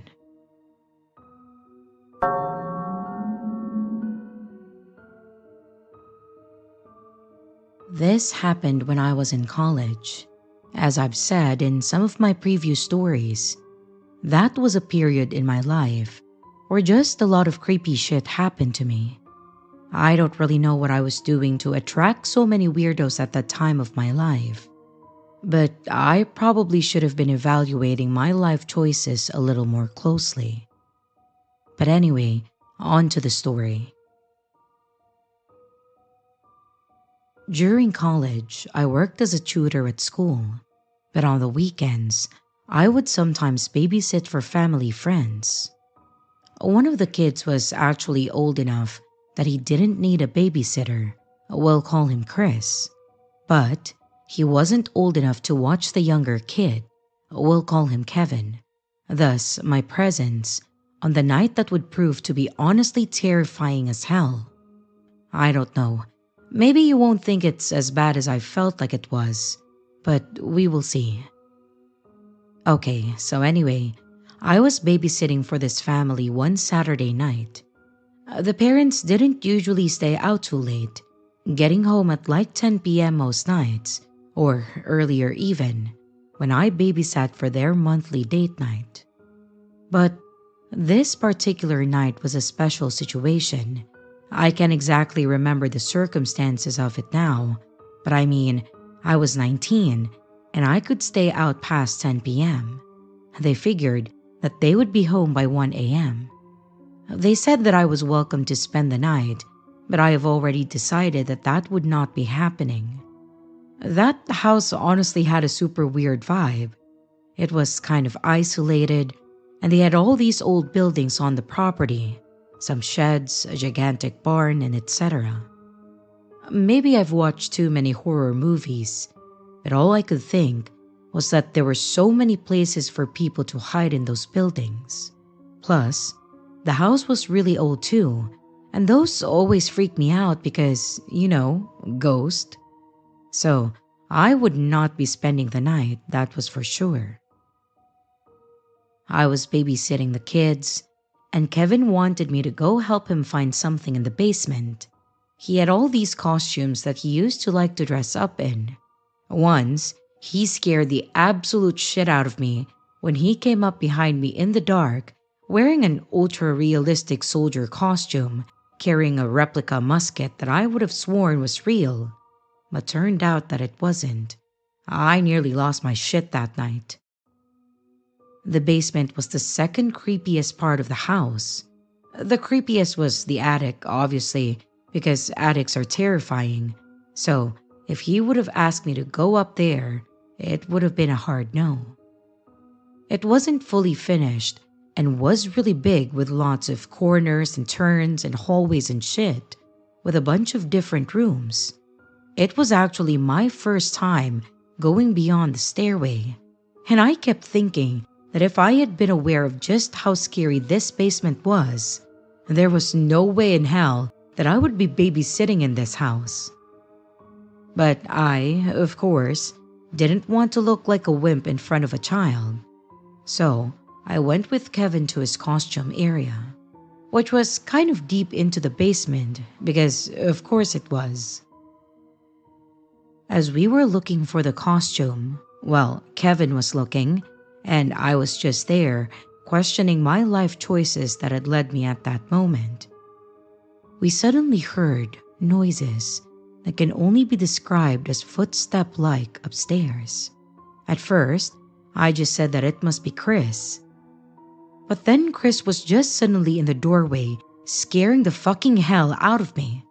Seriously, I had no idea where the hell he came from, and he was like, "That's not me." I remember this moment vividly.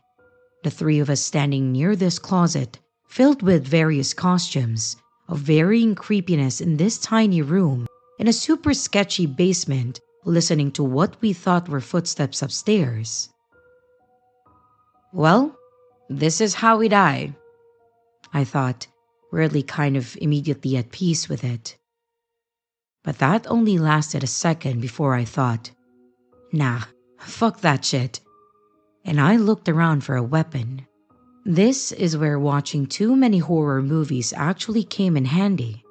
Of course, there was nothing because I was in a child's playroom, and the rest of the basement had little within it, apart from like a washer and dryer, which would make a poor weapon, unless I could somehow push it onto someone, which seemed unlikely to happen in this particular situation. In the end, I just settled on this random crowbar. For real, it was just lying on the floor, and neither the kid knew why. I just can't express how creepy this basement was. I was prepared to meet our fate while considering just how much of a risk I was willing to take just to keep these kids safe. It was at that moment that I realized something. The dog wasn't barking. The family had this golden retriever named Lily who would bark at everything, and she wasn't barking. So I rationalized the sounds as just the noises that an old house would make. Plus, I realized that when we heard the noises, we weren't actually under the house itself based on the layout of the basement. We were under the porch. So, even if there was someone, it wasn't anyone in the actual house. It could have been anyone, a delivery driver being the most likely explanation. I felt a lot better, but you bet your ass that I kept that crowbar. So the kids and I went upstairs, where we found Lily knocked out. Not knocked out like someone knocked her out. She was just zonked, like she jolted awake when I touched her, because she's been sleeping that soundly. I actually thought that she was dead at first, because that was the way this night was going. And once upstairs, I went to the porch and very cautiously opened the door to look for a possible package. It was winter, so it got dark early, meaning it was feasible that a delivery driver would still be working after the sun went down. But naturally, there was no package. Of course there wasn't, right? I wouldn't be posting it here if that's how the story ended. So anyway, by this point, I was stressed the hell out. The kids were over it. While they were playing video games, I was Googling the crime rates in this town. And all of a sudden, Lily perked up and started barking like a maniac. And a second later, I heard a knock on the door. I just could not catch a fucking break this night. With my crowbar in hand, I walked to the door and I could see through the frosted window in the door that someone was standing there. I couldn't make out their features, but someone was there. Since I'm not a total dumbass, I didn't open the door, but I asked through the window who it was. The man on the other side of the door said that they had a pizza delivery. You already know what I'm about to say. We did not order a pizza. This was before every kid had a cell phone, so the boys couldn't have ordered one. Plus, they had been totally dead to the world while they played video games. And if the parents had ordered pizza, they would have told me. So naturally, I again was prepared to fight for my life. I gripped the crowbar and I told the guy that we hadn't ordered a pizza. I thought for sure he was going to insist and try to get me to open the door, but surprisingly he didn't. He just said, sorry, my mistake. And then he turned and left. At this point, I had a lot of questions, as one would when facing a series of unusual events in a creepy house in the middle of nowhere. So as I saw the guy walk off the porch through the frosted window, I opened the door just slightly. I wanted to see this guy, in case I needed to identify him out of a lineup or something eventually. But by the time that I opened the door, he was walking away, so I only saw his back. But I immediately noticed two strange things. I didn't see a pizza in his hands, and I didn't see his car. The latter, I could rationalize because he might have parked on the street, which would have been strange since they had a large horseshoe-shaped driveway. But just maybe. But there was no pizza. I guess technically it might have just been blocked from view, but I doubted it very much. I almost called him out on this too, in a burst of ill-timed bravery. But then I realized that if I did, he would know that the jig was up and would have nothing to lose. So I just closed and locked the door. Later that night, Lily was again knocked out and the kids were upstairs in bed. I didn't think I'd fall asleep. I, honest to God, was sitting there with a crowbar in my hands, on high alert, like I was about to be in a fight for my life.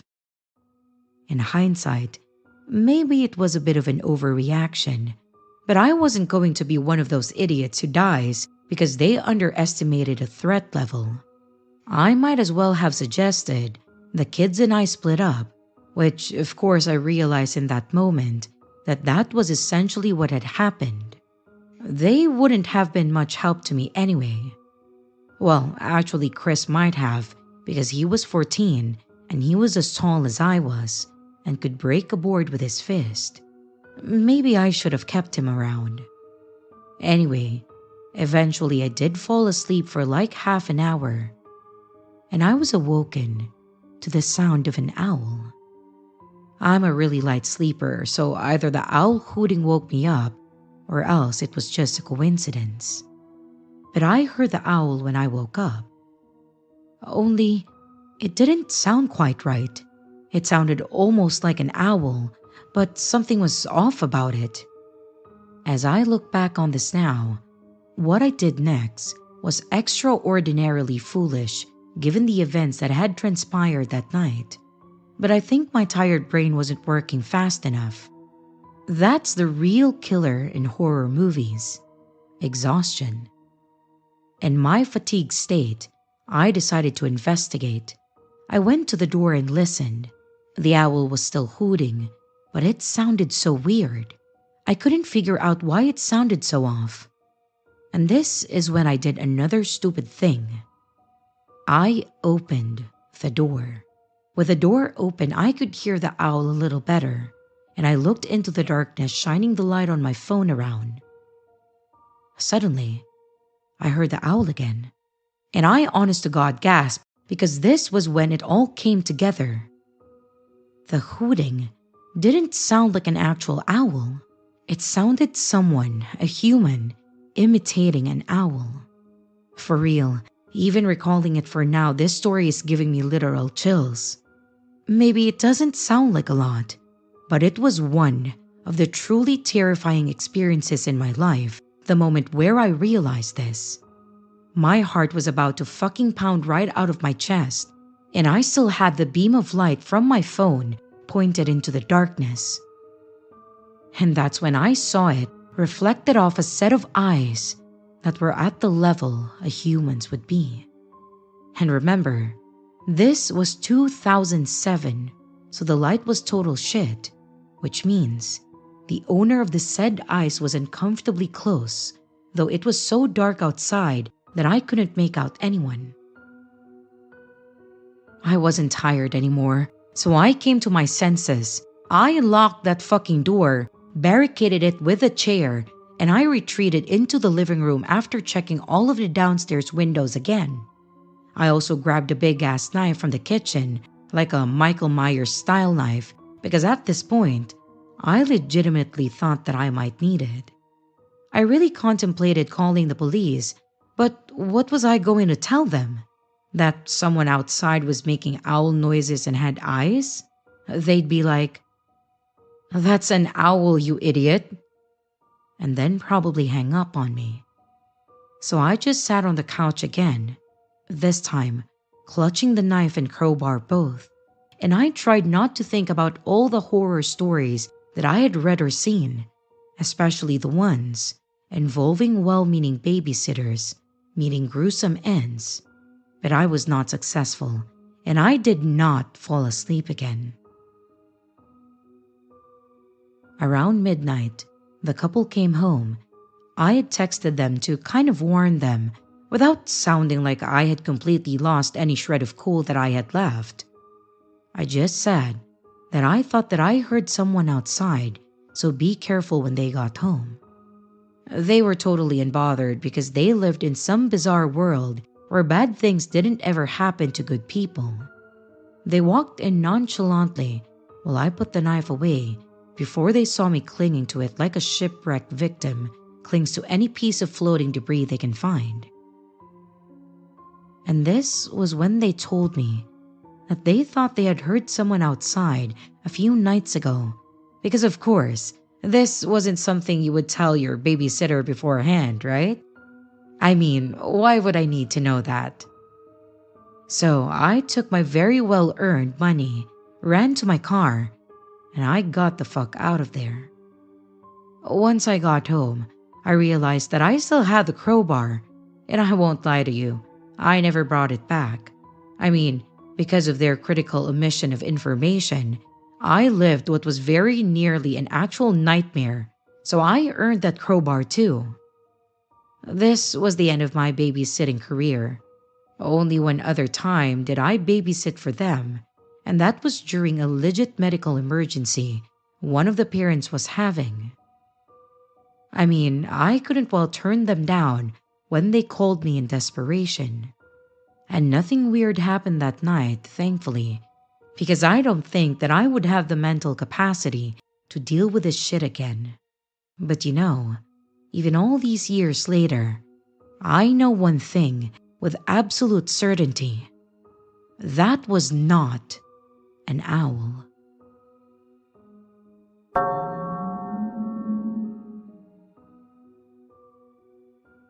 This happened while in my early 20s. My best friend was always getting into risky shit, and while she did various drugs, I was always more of a pothead. When they said pot was a gateway drug, I believe it's true to a certain extent with those who have addictive personalities, and she definitely developed an addiction issue later on. My friend, her name was KK, she was always down to meet people. She used to friend random people on Facebook or Instagram. She would ask me to hang out so that when she met people, I was the buffer just in case they didn't like each other. One day, she came over to my house unannounced and was like, "Hey, let's go to my uncle's house." Her aunt was there and her aunt had some goods. Her aunts happened to be down the road, and her aunt and her uncle were known as dealers in the area, and so we went. When we got there, she was like, "Hey, I met this guy online and he goes by Joey Crack." He then shows her aunt his pictures, and a wide-set man with a red goofy face, cornrow braids, face tattoos, and a gold grill. I laughed and I said, "Wow, okay, you really know how to pick them." She had already invited him over, so upon his arrival, he then comes out of nowhere and just walks right up and gives Kay a hug and everyone else there a kiss on the cheek. In this part of town, there was nothing around, just houses, a school, and some woods. The closest store was about 20 minutes away, so it struck me as odd that he walked here. So it was me, Kay, her aunt, and the aunt's friend, and we sit and get 3 joints in rotation. By this time, both aunts are high as a kite on coke. They take a few puffs and then go inside the house, leaving me, Kay, and Joey Crack outside. Joey then starts asking us questions like how we know each other, what we do for a living, and other stuff. It was getting late, so I was telling her that I was going to go home. She was asking me not to go yet, and I told her that I was tired and that Joey is weird, and he kept low-key hitting on me. She then tells me he asked to sleep with her and he wanted her to ask if I was down. I laughed it off and I said that they were crazy. And after a while of silence, I deflected and I heard some noise that was in the darkness. After a bit of small talk between him and Kay, he then learned that neither of us was interested and that it was just a hangout. This then turns the mood and you can feel it. It was suddenly eerie quiet. He got reserved and shifty-eyed, and I sat down for a while just to please Kay. At one point, I then turned to Joey and asked, "What are you about to do? 'Cause I'm about to go home and Kay's coming with me." Remember, He walked here, and it was dark by now. He was like, "I just texted my boy and he's about to come get me." When he was texting, Kay was right behind him watching him text, and her eyes grew wide and she looked at me. Well, that was a silent girl code for, "Bitch, what the hell?" Kay then broke the silence and was like, "Hey, can you come and help me get this thing from inside? I need to bring it out."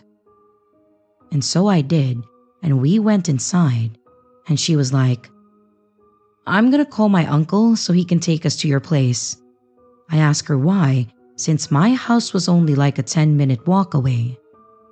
She said that she was looking at Joey's text. He sent to whoever was coming to pick him up the information of all of us here. He noted that her aunts were high on coke, and us along with our age. He was telling his boy to come over to basically rob and rape us. And then he called dibs on the blonde one. I was the blonde one. Every hair stood up on my body with the thought of some gross goon trying to have his way with me. And I was mad because she got me into this shit. We came back out and continued our conversation with him so he wouldn't get suspicious of us. She then mentions out loud that her uncle was on his way home. As he pulls in, a sigh of relief comes over me. They speak briefly, and Joey then departs into the darkness before his ride even shows up. Kay and I get a ride from her uncle to my house, and on the ride, we noted how weird Joey was. Later that night, as I was going to bed, I checked my Facebook and I have a friend request from Joey and also a message that says, "You're so pretty. I would love some alone time with you without your friend." This message ended with this number. I have never blocked someone so fast. After this, Kay didn't learn her lesson, but that's another story for another time. A week later, Joey was in the news, and he was wanted for sexual assault, robbery, and drug possession. A bullet well missed on my part. So Joey Crack, let's never meet again.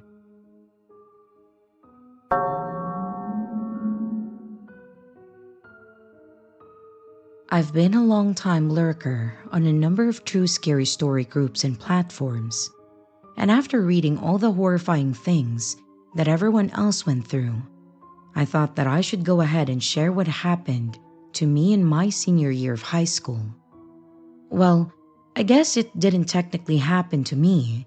It happened to my friend, whom we are going to call Lily for the sake of privacy, but it was a terrible situation, and I was definitely a part of it. It also involved an instructor at our high school who we're just going to refer to as Mr. Smith.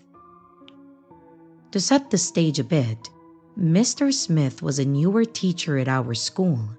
Our senior year was his first year teaching at our school. He wasn't the youngest teacher, and he looked to be in his mid to late 30s, but he was charismatic and quickly became popular because he seemed to relate to us kids. He was one of those teachers that was in the know about pop culture and things that the students liked, and a lot of us students really adored him and his class.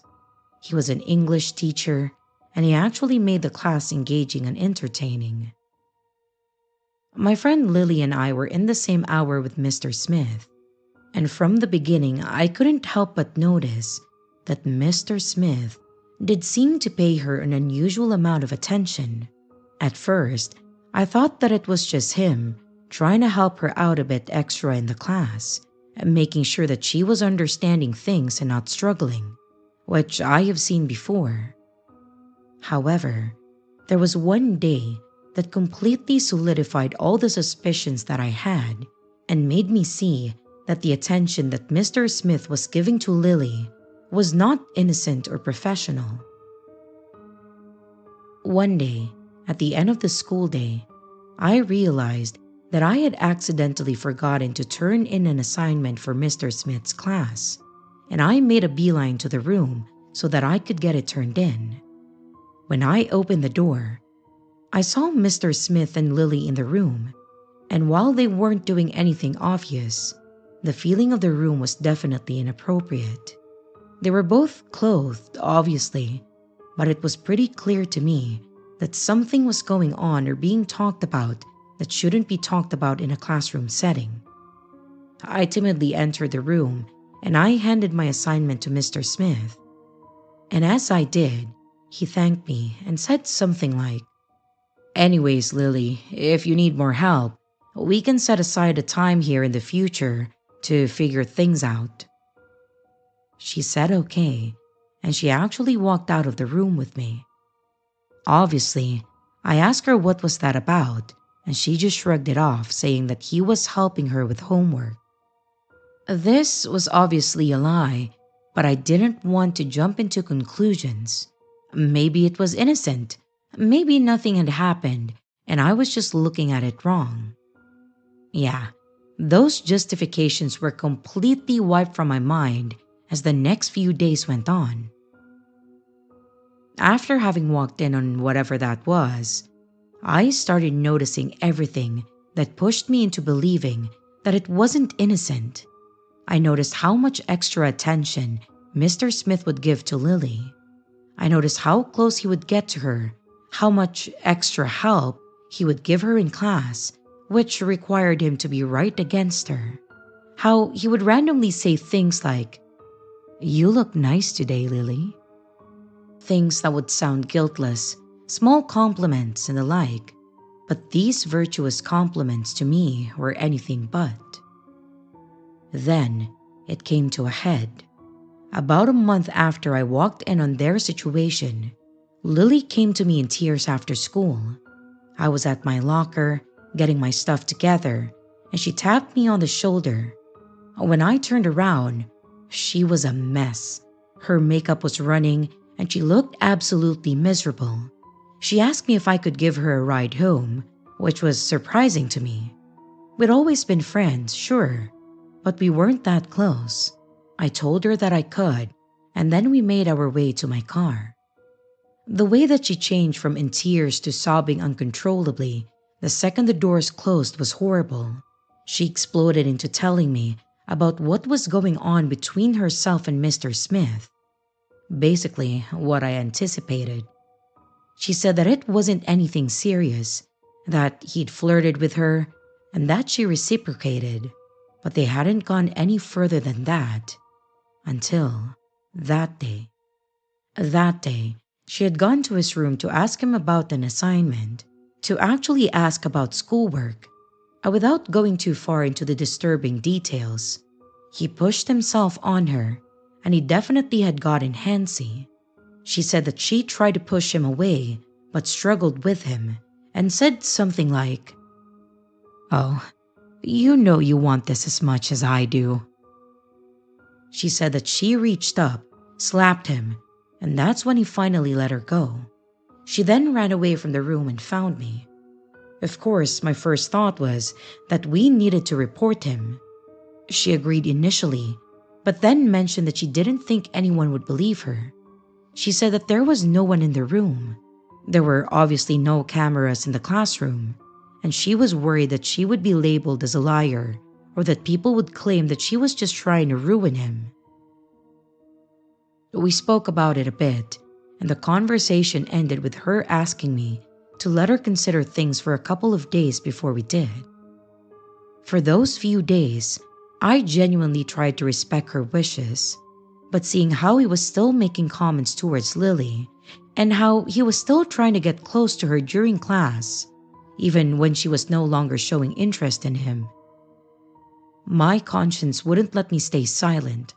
I couldn't help but shake this thought that he would go further and assault her again if they met in private, because it sounded like he was more than willing to escalate. So, I made a very difficult decision, and I went to the administrators and reported Mr. Smith. I told them everything that Lily had told me, and I told them about when I walked in on that meeting. The administrator that I talked to took my statements very seriously. She asked me how certain I was of these allegations, stating that it was a very serious situation. I told her that I knew how serious it was. I told her that Lily had asked me to wait because she was scared that no one would believe her, but that I felt like I had to tell them. The investigation was actually a lot quicker than I expected. It turns out that Lily wasn't the only girl that Mr. Smith had targeted.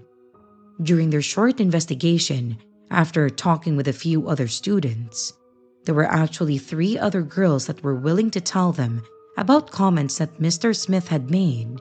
One of them even told them that he had tried to go further with them a few months prior. As the evidence mounted, the school actually got the police involved, and one day after school, Mr. Smith was actually arrested for what he had done, and he was charged with multiple accounts of sexual misconduct. The whole school was definitely in shock as the news got around, and a lot of people felt betrayed by this guy.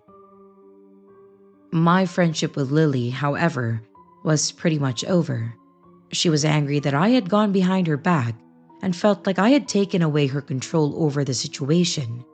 I tried to explain that I did it to protect her and the others, but she couldn't see it that way. We drifted apart, and by the time we graduated, we were no longer friends. It's been a few years since then, and I still think often about Lily. I wonder if I had made the right choice, if I could have handled it differently, or if there was something more that I could have done to help her. But ultimately, I have to believe that getting a predator like Mr. Smith out of our school was worth the cost.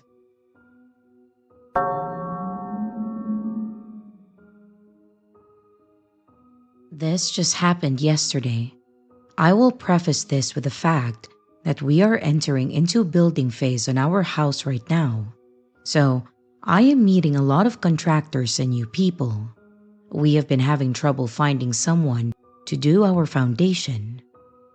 Over the last month, I have called tons of people who said that they can't do the job, but know someone who can. And then, they give me their number and name. I call, and I get the same answer, rinse and repeat. And after a lot of this, I finally land on the number of a guy named Joe. Joe sounded excited to do the job and was the most responsive and also nicest person that I've run into so far, contractor-wise. We set up a meet time, and he came out to my place to see the site. He seemed confident that he could do the job. He then asked to take the plans home with him so he could go over them, and said that he would get back to me with a quote soon. I agreed, gave him the plans, but I told him that I would need them back soon, and that was that. Not too long after, we met with a second contractor who we ultimately ended up hiring for the job.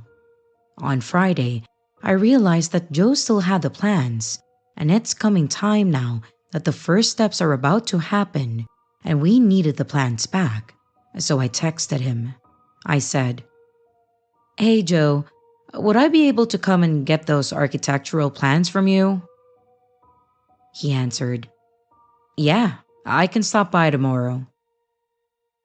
I then replied, "I can meet you in town if that's easier. I need to go to the store anyways." Joe then asked, "Okay, what time?" "Noon, at the grocery parking lot." And Joe replied that that sounds good. Around noon yesterday, I arrived at the grocery store parking lot. I text Joe right away saying that I've arrived, and he shows up soon after. He pulled up next to my car and then got out, and I get out as well and notice that he is empty-handed. Confused, I ask where the plans are and if he brought them. "Oh, no. They're back at my house. Do you need them?" I'm slightly annoyed at this point, so I just said yes, and that the guy who is prepping the site needs them. Joe responds with, "Oh, well, you can follow me back to my house and I will give them to you." I started to feel alert at this point. Nobody but my husband knows that I'm meeting this guy. and I really do not know him very well, so I asked him how far his house was. Joe said, 5 minutes, 4 miles. The weird vibes are growing the more that I think about it. Clearly nothing to write home about, but I am ready to get out of there at the drop of a hat if necessary. I said to Joe, "Let me call my husband. I may not have time because we need to be somewhere." Giving myself an easy out. I walk away out of earshot so I could think straight and call my husband. He thankfully answered, and I told him everything that happened so far. He agreed that it sounded a little shady and told me to be straight up with Joe and tell him that I wasn't comfortable going to his house. I then hung up. I walked back to where Joe was waiting and I said, "So I do have time, but I am not going to your house because I don't know you well enough. But I'll wait in the parking lot across from the fish factory. It's a very loud, stink place that you couldn't miss." Joe seemed confused and didn't know where I was talking about. So after a bit of back and forth and trying to explain where I was going to wait, I offered to drive first and he could follow me. That way, he could see where I pulled into. And then he could continue to his house, grab the plants and then meet me back here. Also, I would mention that I was proud of myself because I tend to be a bit timid and too polite, to my own detriment sometimes. But this time, I did not beat around the bush, and I was clear and concise with everything that I said. Like, I had adopted laser focus in my delivery for once. I then got in my car, drove first, and Joe followed me and I pulled into the parking lot. I looked to make sure that Joe saw me, and I noticed that he had stopped in the middle of the empty street, and he is signaling for me to turn my car around. Since I'm a good distance away, I get out of my car so I can hear what he is saying, and he is yelling for me to turn around and follow him because his house is right there. I again said no, that I wasn't going to his house, and that I would wait right here for him to come back. A flash of annoyance went through him, but then he nods and continues down the street, leaving me there to wait for him to return. Less than 1 single minute later, he arrives back with the plans, hands them off to me. I quickly took them, said a quick goodbye, and I booked it out of there. After I got out of the situation, I was finally able to think and reflect. It took him less than 1 minute to get the plans from his house. So it's one of two things. If he lives so close, why didn't he know about the parking lot that I was talking about? He could probably see them from his house. Or he had the plans with him the whole time.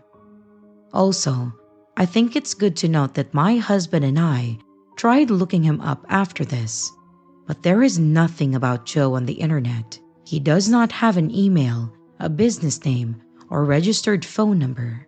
I don't even remember who gave me his number. I now realize that aside from my husband, no one knows that I have been talking to or meeting with him. He simply doesn't exist as a contractor online, and since we never decided to use him as a contractor, I never officially looked him up until now.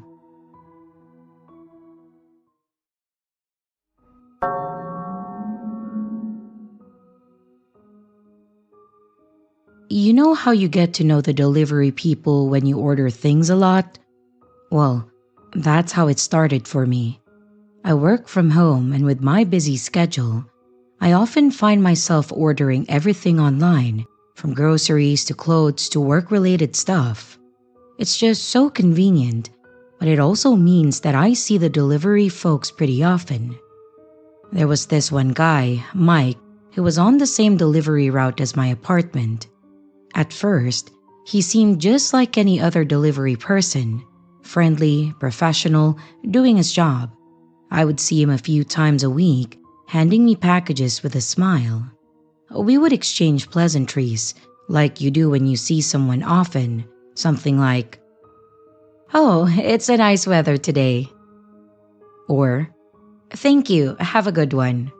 Just simple stuff. But after a while, I noticed that he started chatting a bit more. He would be asking about my day, what I did for work, and I didn't think much of it though. I figured he was just being nice and chatty. We all have those days where we want to talk a little more than usual, right? But then, the conversation started feeling off. One day, he left me a small potted plant with a note. It said something like, "I hope this brightens your home." I was surprised, but I just brushed it off. Maybe he was thinking that he was being friendly. But then it happened again, and this time it was a book, something that I mentioned in passing that I wanted to read. Again, there was a note, something simple like, "I thought that you would enjoy this." I started feeling uneasy. These small gifts felt personal. It wasn't like I'd given him permission to leave me things outside of his job. It felt invasive, like he was stepping into my space without asking. But I told myself not to overreact. A couple of days go by, and then it escalated. I came home one day to find a bag of groceries at my door. Not just any other random grocery, but the exact items that I usually ordered. My stomach twisted. How did he know what I bought? Had he been looking at my delivery details? It was too much. It was too personal. I tried to shake it off, thinking maybe I was just being paranoid. But the more I thought about it, the more uncomfortable I felt. It wasn't normal for a delivery person to know this much about me. I started feeling anxious every time that I saw the delivery van pull up. I didn't want to open the door anymore. I decided that I had to do something about it, so I reached out to the delivery company. I explained that a driver was leaving me personal gifts and how uncomfortable it made me feel. They did sound concerned, which was a relief to me. They assured me that they would look into it and then address the situation. For a while, things were quiet.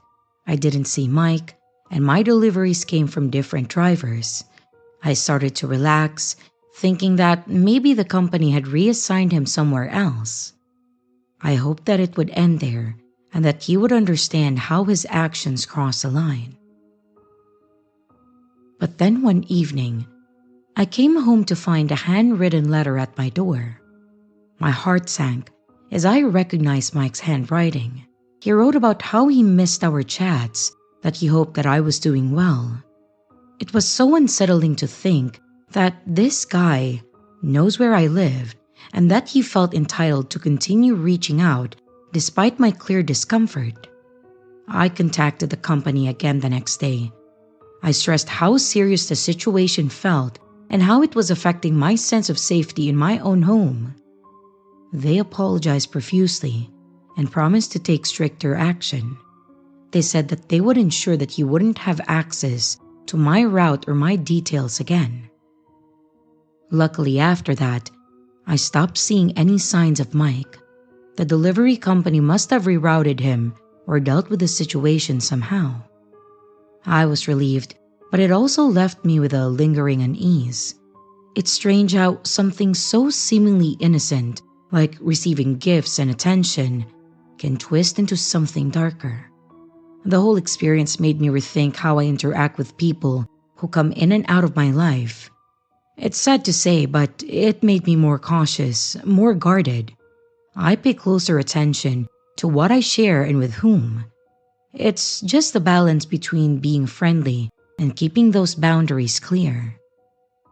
In the end, the deliveries went back to normal, and I found peace in the familiar rhythm of my life. While things have settled down, I often think about how easily someone's good intentions, or what they perceive as good, can blur into something so intrusive. It's a lesson that I didn't expect to learn from ordering groceries, but here we are. Life is just funny like that, I guess. Full of surprises. either for better or for worse.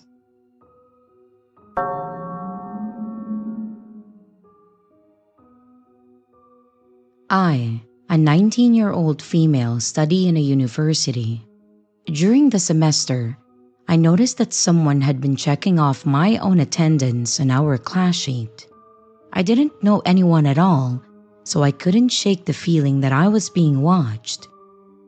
A week later, a guy sitting in front of me started talking to me, and he seemed really friendly. Eventually, he asked for my contact info, claiming that he needed help for classwork, and I gave it to him. After that, he started spamming me with messages, stickers, and videos in class. Whenever he noticed that I left them on read, he would turn around to check if I was on my phone to respond. He'd also track when I was last online and would shoot looks to get my attention. Strangely, he would browse my profile pictures and stare blankly at them, not typing anything, just frozen. I did tell him that I needed to focus, but it didn't stop him from spamming anyway. He purposely angles his screen so that I can see everything that he's doing, and it's creepy seeing how obsessively he monitors our chat.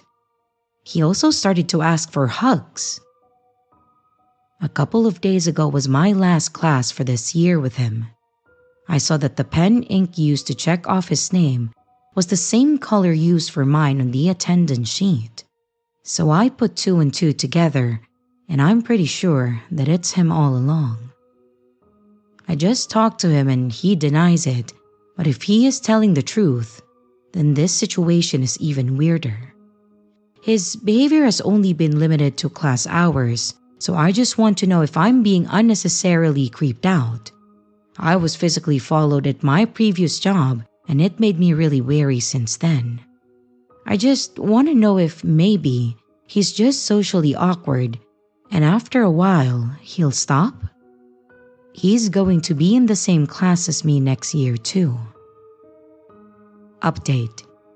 I just confronted him, and he is more avoidant of me now, so I would like to thank everyone for their advice.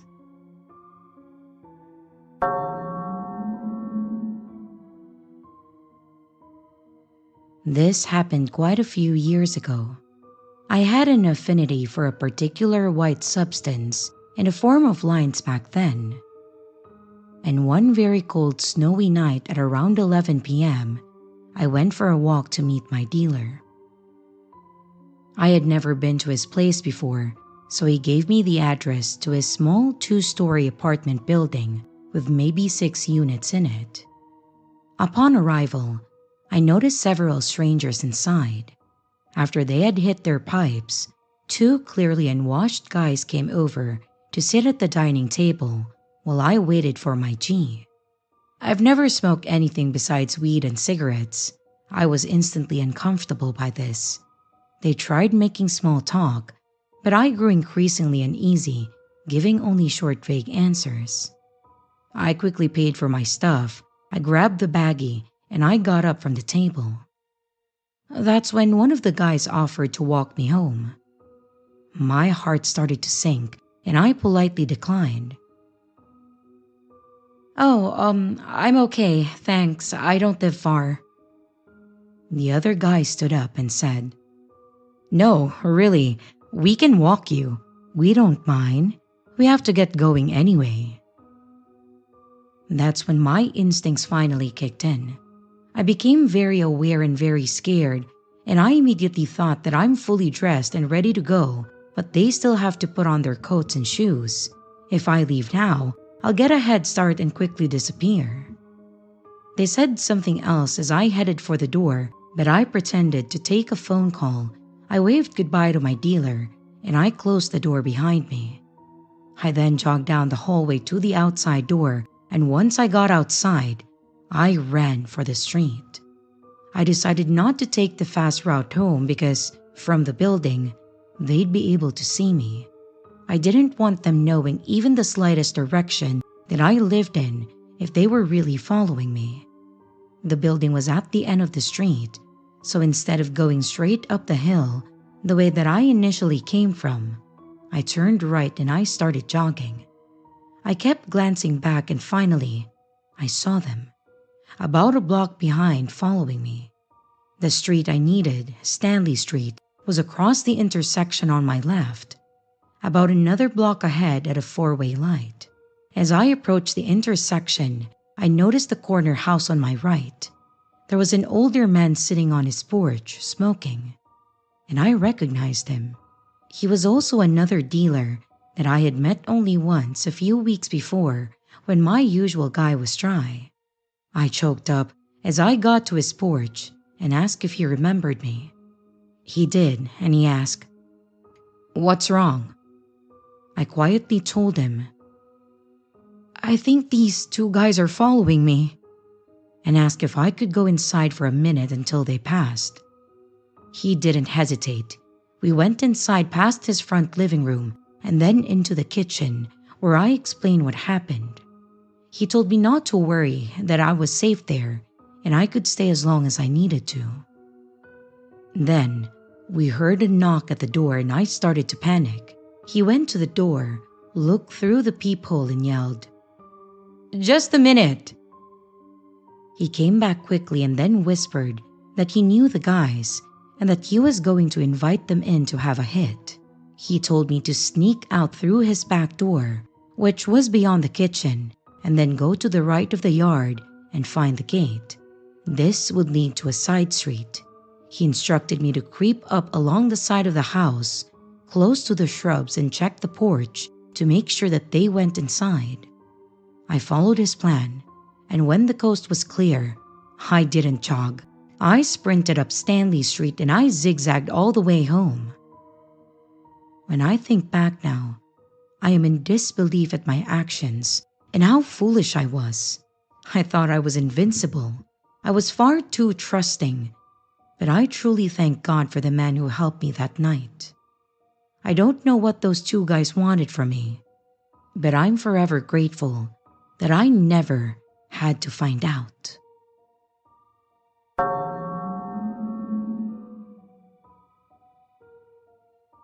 I'm a 29-year-old man from the Philippines, and even though this incident occurred back in 2013, over a decade ago, I still find myself haunted by it every time that I return to my hometown.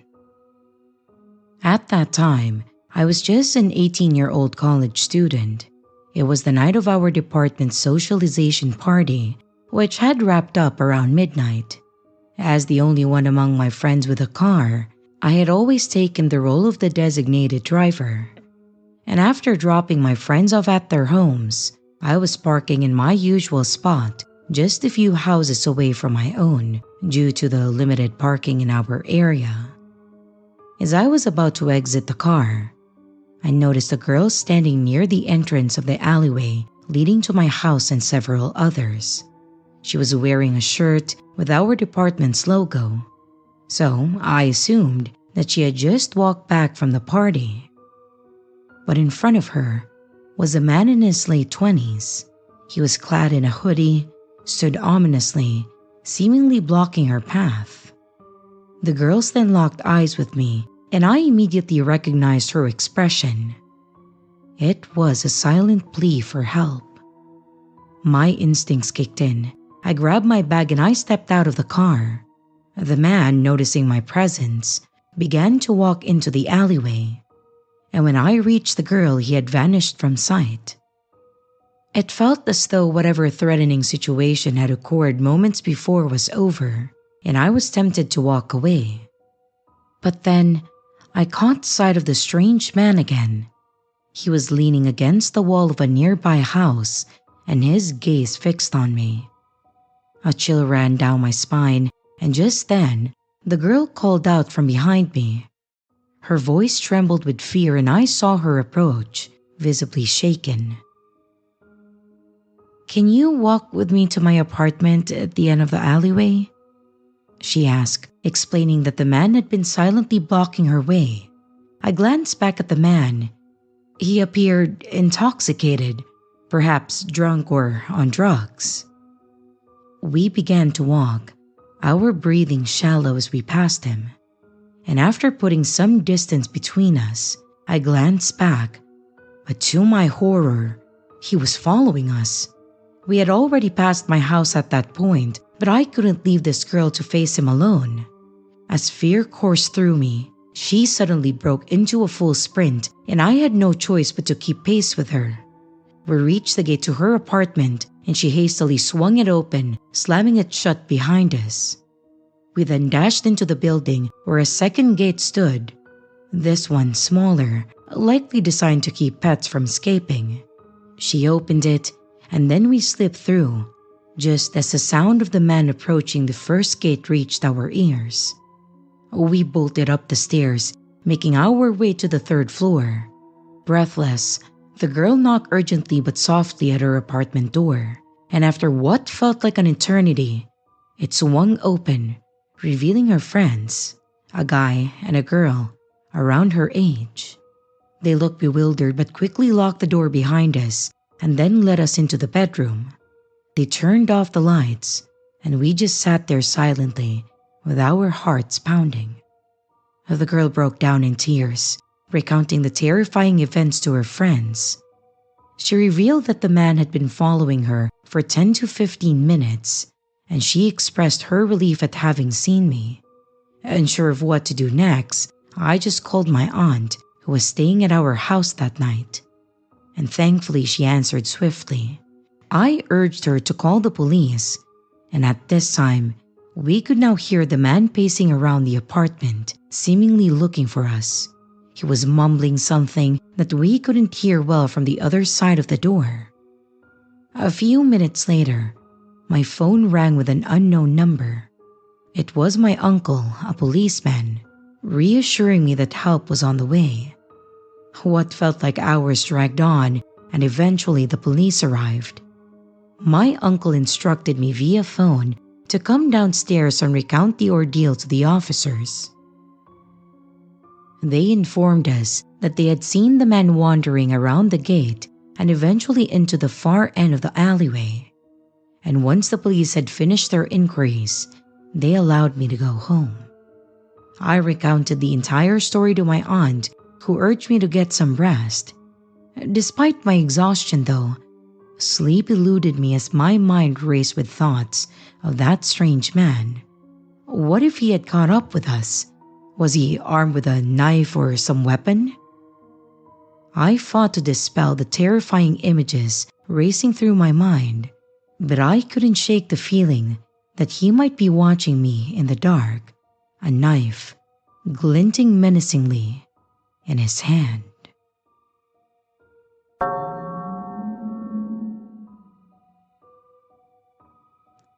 So, I am not necessarily sure whether this counts as a creepy or more so just unsettling, but here it is.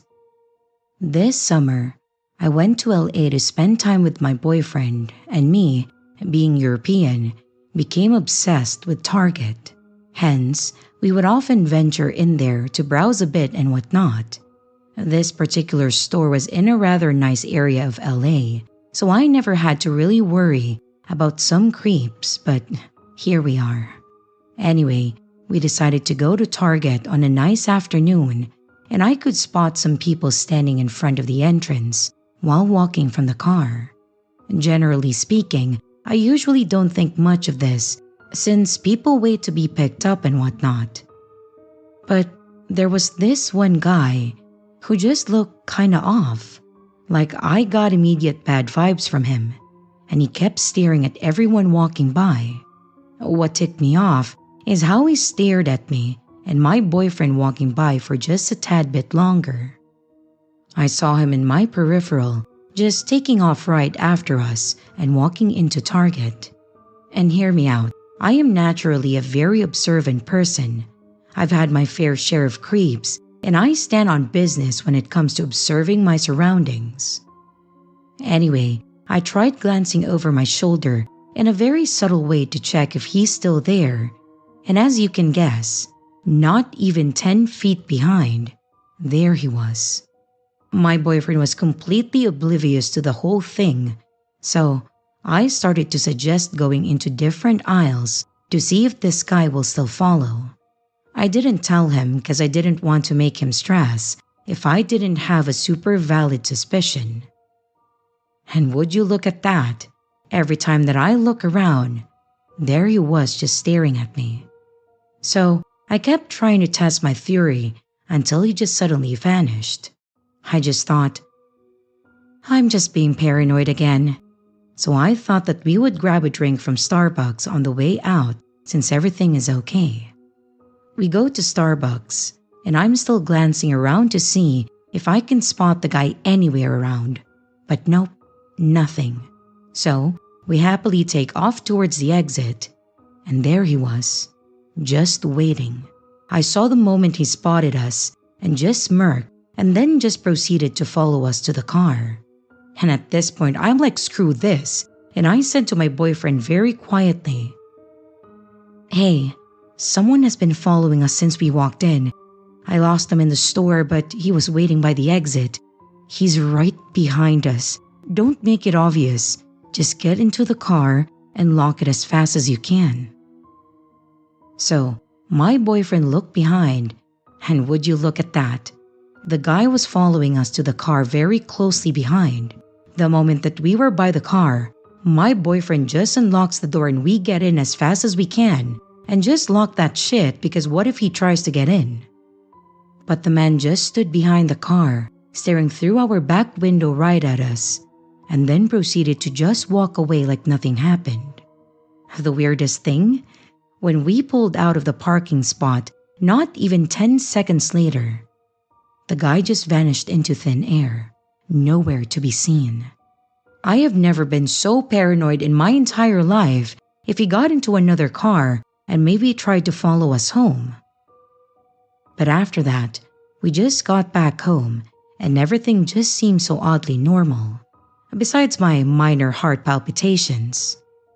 I still don't understand what might have been the purpose of the whole thing, but boy, it scared me just fine.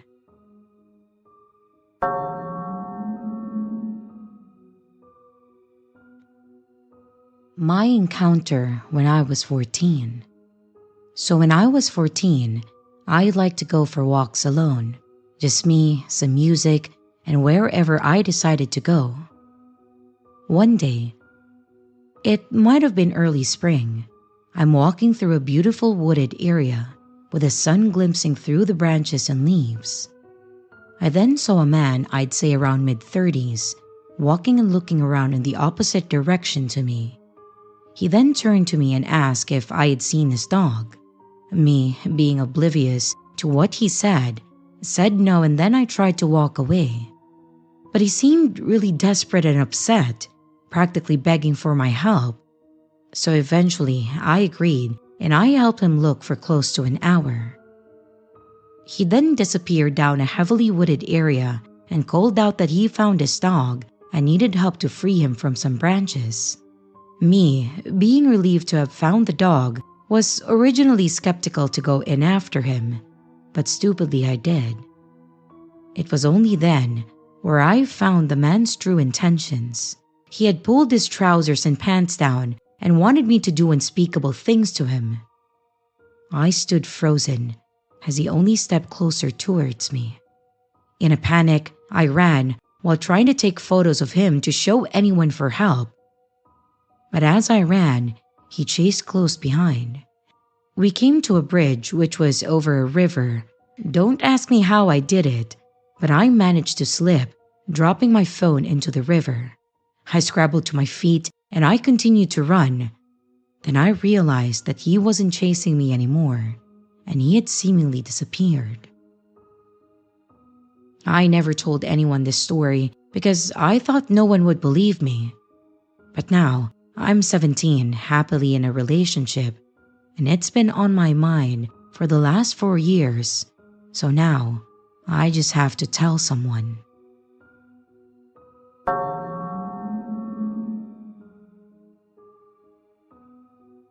Hi everyone, my name is Cynthia.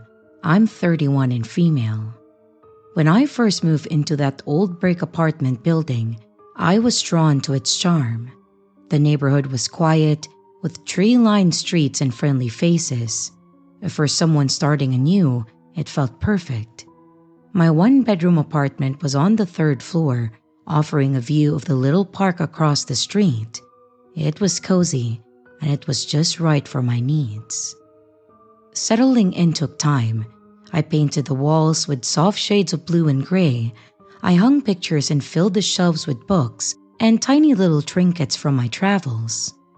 The place slowly became my home, and I found peace in my routines and in the gentle hum of life around me. The building itself was not large, just 4 floors with a handful of apartments on each. People came and went, and we exchanged polite nods in the hallways. Among those people was Mr. Barrett, who lived directly below me. He was an older man with a kind face and had a habit of striking up conversations about the weather or city events. At first, his friendliness was a comfort to me, a sign of the welcoming community that I was now a part of. But after a few weeks, I noticed small things out of place in my apartment. A book moved from the shelf to the coffee table, a mug left in the sink when I remembered washing it. I just shrugged it off, attributing it to my own forgetfulness. Life was hectic. I had a new job, a new environment, and it was easy to overlook things. The feeling of being watched began to creep in though. It's a sensation that prickled at the back of my neck when I was alone. I dismissed it as paranoia, especially that I live alone and I'm in a new place.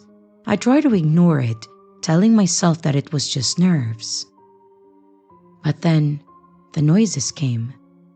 Late at night, footsteps above me when I knew the apartment was vacant, faint taps on the walls as if someone was listening. I lay awake staring at the ceiling, straining to hear more, but the sounds would cease as suddenly as they started. My mind raced with different explanations, old pipes, settling foundations. I clung to logic even as doubt gnawed at me. Mr. Barrett's presence also became more noticeable. He seemed to appear whenever I left or arrived home, lingering just a moment too long in shared spaces in the building. His questions, once charming and friendly, felt intrusive, like he was prying into my routines and my plans. I began to take longer routes, avoiding paths where our encounters seemed inevitable. But despite my efforts, his interest persisted. He left small tokens at my doors when he stopped seeing me. It would either be freshly baked cookies, a book he thought that I would like, and initially, I accepted these gestures with forced politeness. Yet each gift felt like he was binding me to his attention. It was an unsettling feeling that I couldn't shake. One rainy evening, after a particularly long day at work, I entered my apartment to find a strange scent in the air. Mr. Barrett's cologne. Let me tell you, ever since the moment that I met this guy, I have noticed the scent of his cologne, and he uses the exact same thing every single time. And that cologne lingered in my apartment unpleasantly that night. I panicked. I checked the door, the windows, all were as I had left them. The thought of him being inside, invading my space, sent a shiver down my spine. I considered reaching out to the building manager, but I hesitated. I was unsure of how to explain what felt like a series of coincidences. Without concrete evidence, my concerns seemed trivial, an overreaction from stress or fatigue. So, I just decided to request a change of my locks, hoping that that would bring peace of mind. My life continued, my days blurring into one another. I tried to distract myself through my job and my friends, yet at night, the feeling of being observed returned, stronger and more pervasive. I'm not the type to lock doors inside my house, but I took to sleeping with my bedroom door locked. It was a small act that offered little comfort. Really, they could break it down if they wanted to. But knowing that it was locked was so much better than not doing anything. One morning, as I left for work, I noticed Mr. Barrett watching from his window, his gaze following me down the street. It was unnerving, the constant awareness of being under scrutiny.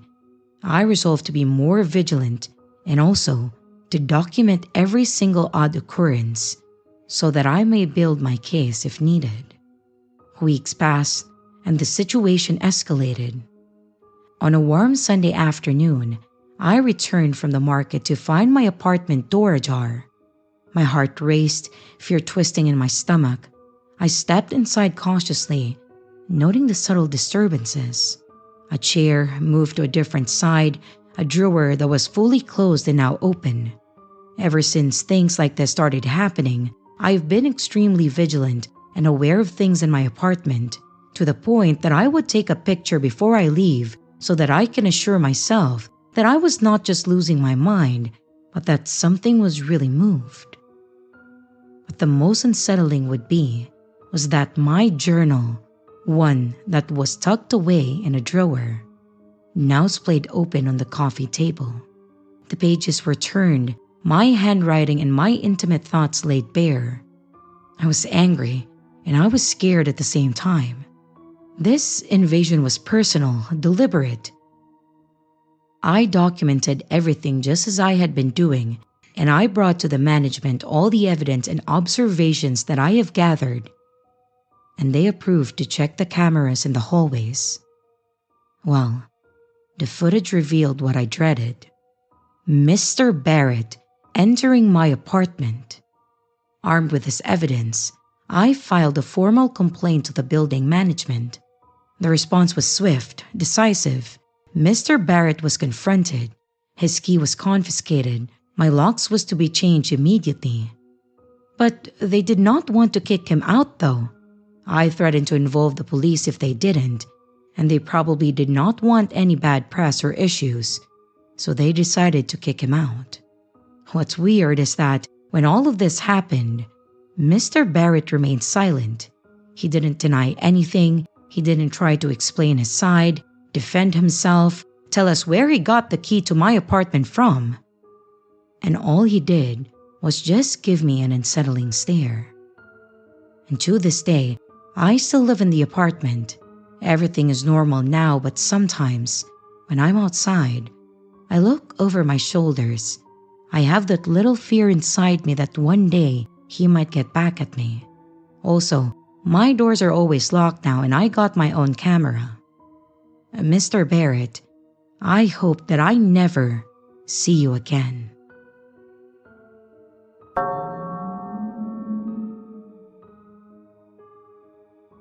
For context, this happened to me years ago when I was about 13, maybe 14. I grew up in a small to mid-sized city in the West, pretty safe in a quiet middle-class neighborhood. This was back when I still bought into organized religion and I was going to an overnight lock-in at the church gym. For the non-Christian kids who aren't familiar, it's basically a huge Jesus-focused sleepover for teens. The church was only maybe a 10 to 12 minute walk from my house, and the quickest way to get there was to cut across a park right next to the elementary school. This was the early 2000s, so I definitely grew up in the age of stranger danger and teaching girls to always be vigilant. On the other hand, I was walking a short distance through my own neighborhood to the church, and I was very responsible for my age. I was an oldest daughter, always the babysitter, and my parents had okayed me walking by myself. I would drop by with my sleeping bag and pillow after they picked up my little brother from practice. I was running a little late, so the sun was just setting as I approached the park. As I crunched my way across the grass next to the tennis court, I noticed movement out of the corner of my eye. Turning my head, I saw a figure, clearly a man, dressed in dark clothing and leaning against the brick wall of the school. He was kind of tucked into an alcove formed where the building met the fence around the playground. He was out of sight from the road. The man was just standing outside of the halo of light from the lamp above a nearby door. The man was just lounging in the crux of the wall and the fence. What initially caught my eye was the flicker of the lit cigarette in his mouth. It was too dark to see his features, but I could tell, as I noticed him, that he was already watching me. He was a fair distance away across the grass, but it was just open space between us. I couldn't see his eyes, but I could feel them on me.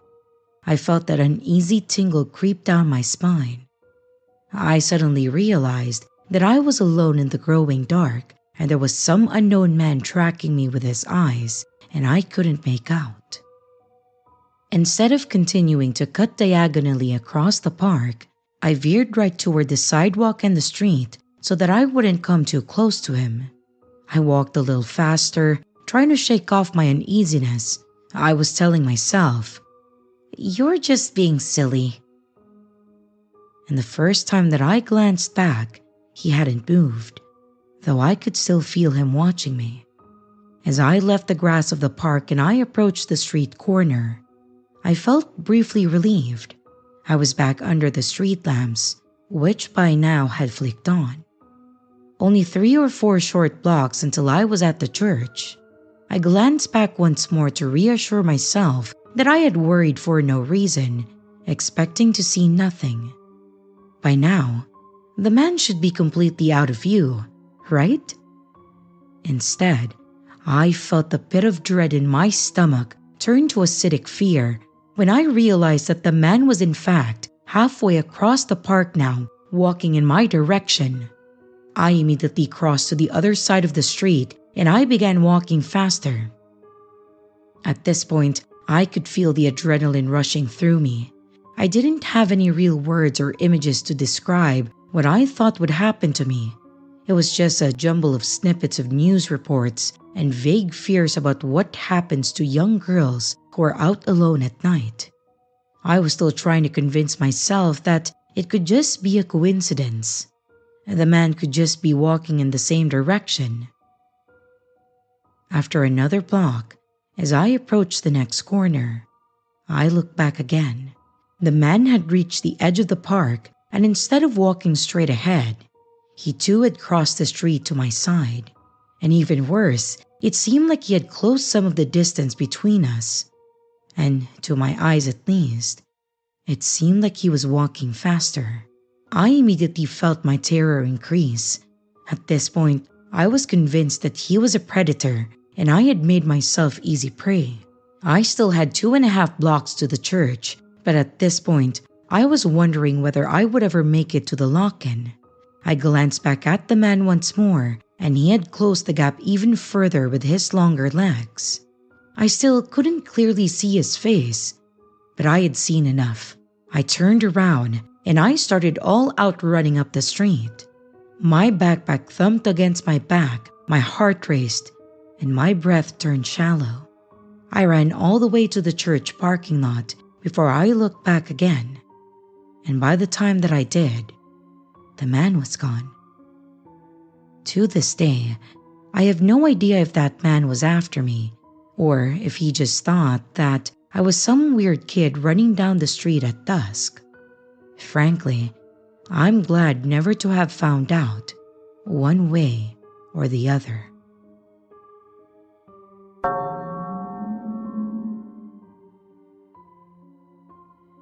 I never post anything on Reddit, but I have to share this story because it really affected me as a child. When I was about 12 or 13, I used to play a lot of video games with my best friend, and we often played shooters together. As you can imagine, it's easy to get frustrated, and at one point, I ended up breaking my PlayStation controller. Since I didn't have a spare, I couldn't continue playing. So I told my friend that I had to stop. He said that I could come over and borrow his second controller since he didn't live far away and it was just a short walk. I thought, okay, and I told him that I would be over soon. So I grabbed my keys and I started walking to his house. It was already dark, and since it was winter, it was snowing and very foggy. While walking, I had a strange feeling like I was being watched. I kept looking around, but I didn't see anyone. When I arrived at his place, I picked up the controller and I saw through a window that a man was standing in the middle of the street. I pointed it out to my friend and we both wondered who or what was standing there. It did look like a person, but we couldn't make out any details, just a silhouette. Eventually, we decided to go outside and see if the person needed help or if something was wrong. We stepped out and asked what was going on, but there was no response. The person just stared at us and then walked away. We were both confused and then we told his parents, but they just brushed it off thinking that we were imagining things because we play too many video games. And after a while, I figured that it was time to head home. Since we had played video games together for a while, I almost forgot about the strange encounter. But when I was walking back, I started to feel that same eerie sensation of being watched. I saw a few passerby, but they all seemed normal, nothing strange. But just before I got home, I looked behind me one last time and I saw that person again, this time standing behind a tree staring at me. Then they started walking toward me and eventually they began running. I could tell that it was an older man, probably around 60, but I was surprised at how fast he was running. He was shouting something in a language that I didn't understand, but he didn't seem happy. I ran for my life, clutching my keys, and tried to unlock my door as fast as possible. And when I got inside, I quickly glanced back, but the man was gone. I rushed to my room, and I immediately told my friend about what just happened. He suggested that I call the police, which I did. But since my description wasn't very detailed, the police took a report, but didn't seem to take it too seriously. My parents were visibly shocked, but nothing ever came out of it. In my village, 4 other people reported similar experiences, saying that someone was watching or following them. I was one of them, but no one was ever caught by the police.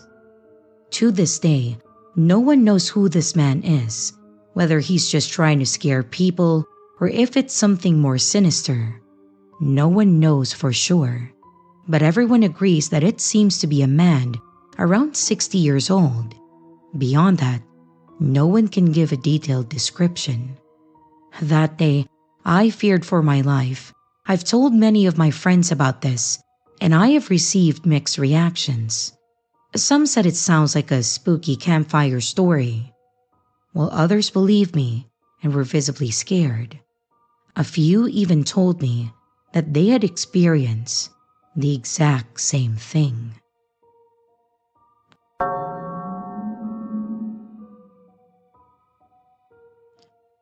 A few years back, my mom, 46 and female, my sister, 23 female, and I, 28 female, were driving to the shops when we noticed an old car tailgating us.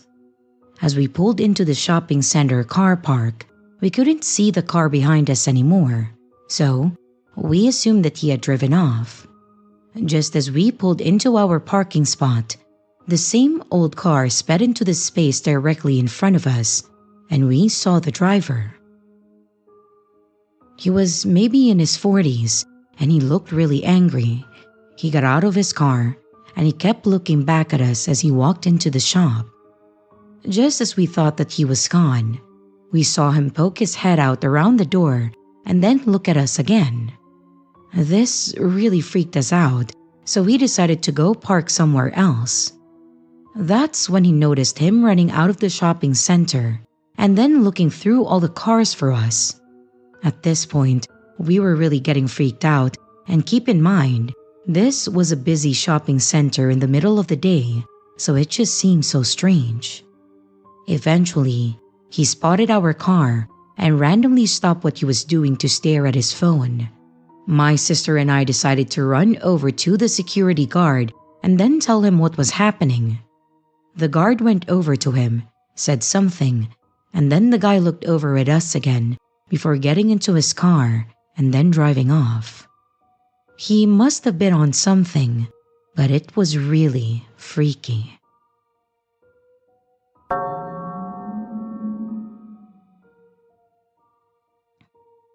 Hi everyone. I would like to share my story. I apologize if some writing may be off. I'm not a native speaker, and I asked Google Translate plus my little English to help me write my own experience down. So here we go. Working at the little coffee shop on the corner had always been a pleasant part of my life. It was a cozy spot, a place where regulars came to escape the rush of the city, to linger over steaming cups and quiet conversations. I loved being part of their routines, their familiar faces, and the small interactions that made my shifts enjoyable. One regular stood out among the rest though, a man named Thomas. He was in his mid-30s with a mild demeanor and a penchant for black coffee. Every morning without fail, he'd take a seat by the window with a notebook, scribbling away as the world passed by outside. At first, I thought nothing of it. Many patrons found comfort in the routine, and Thomas seemed no different. He always greeted me with a polite nod, his eyes lingering just a second longer than necessary. I brushed it off as friendliness. After all, in a place like this, regulars became part of my shop's character. Thomas's visits became so predictable that I hardly noticed him sometimes. He was just another piece in the tapestry of my workdays. But then, subtle changes began to occur. Thomas started arriving earlier and staying a bit longer than usual. His questions about the coffee shop turned personal. He was inquiring about my preferences, my work schedule, my hobbies. I tried to answer politely, but I was also maintaining the distance expected between a barista and a customer. The exchanges, while innocuous at first, began to feel a little more intrusive. One rainy afternoon, while wiping tables, I found a note tucked beneath a mug at Thomas's usual spot. It was nothing more than a thank you for the coffee and the atmosphere, but it kind of unnerved me. He wrote my name with a heart on the side. He had left it on purpose, a message for me alone. I just crumpled the note, dismissing it as an odd gesture from an eccentric patron. But days turned into weeks, and he started leaving small gifts for me. A bookmark, a pen, a flower. I accepted them, but the gestures were becoming a pattern, one that I couldn't easily ignore. One evening after closing, I found a postcard slipped under the door. It bore a simple message that says, "Thank you. You make my day so much brighter." His name was scrolled at the bottom, and I felt a chill, a realization that his interest had crossed the line into something personal, something unwanted. I confided in my manager, a kind woman named Susan. She listened carefully, her expression concerned but also understanding. We decided to monitor the situation at first to see if it would escalate. She assured me that I wasn't alone, which was a small comfort in an increasingly uncomfortable situation. Thomas's behavior continued though, his visits more frequent. He used to come to the shop 2 to 3 times a week, but now he's here almost every single day. He never crossed the boundary into overt hostility, but his presence was wearing me down. Each shift, I found myself on edge, scanning the shop for his familiar face, dreading the sound of the bell announcing his arrival. One day, as I finished my shift, I noticed him outside standing across the street watching. My heart raced, a mix of anger and fear. It felt like an invasion that separated my professional life from my personal space. I just tried to hurry home. I began to change my routine. I left the shop at different times, taking varied routes home and different shifts at work. I hoped the changes would dissuade him, signal my discomfort and an interest. But Thomas was persistent. The gifts kept coming. It was left on the counter sometimes when I wasn't looking. Small tokens that made my skin crawl. I wanted to file a report with the local authorities. I just wanted to document the situation in case it escalated. The officer that I spoke with was sympathetic. He was explaining the limits of what could be done without direct threats or evidence of the harassment from Thomas. I know, the system, though well-intentioned, it offered me little comfort. I took additional precautions. I changed my phone number. I adjusted privacy settings on my social media. I just made sure that my personal information wasn't easily accessible. The breaking point came one evening as I closed the shop. The street was dark and it was illuminated only by the glow of streetlights. While I was walking home, I heard footsteps behind me, soft but unmistakable. My pulse quickened, instinct pushing me to quicken my pace, and I reached my building, my heart pounding in my chest. Later, from the safety of my apartment, I tried peering through the blinds to see. Thomas was there, and he stood on the opposite sidewalk. The sight filled me with dread, the realization that avoidance and subtle hints had failed. I was facing something that I couldn't ignore. The next day, Susan and I arranged for a colleague to escort me home after my shifts, an interim solution until a more permanent one could be found. The support of the coffee shop staff was a small beacon in a challenging time that I was in. Their presence and support was a reminder that I wasn't alone in this. The final encounter came on a sunny afternoon. Thomas went inside of the shop, directly to the counter. He was calm, yet with intent. I could feel the tension in the air, the unspoken acknowledgement of all that had passed between us. His expression was different though. It looked calm and something like he's given up. He just placed the final note on the counter, turned, and left. It read simply, "Goodbye," and that was it. Just as how it started suddenly one day, it also just stopped. I would never understand what was going through that man's head, but I appreciate the fact that he did not end up harming me and I was able to escape this ordeal unscathed. Though I will admit that I still get nervous at times when I hear the bell ring in the coffee shop, thinking that it may be Thomas returning.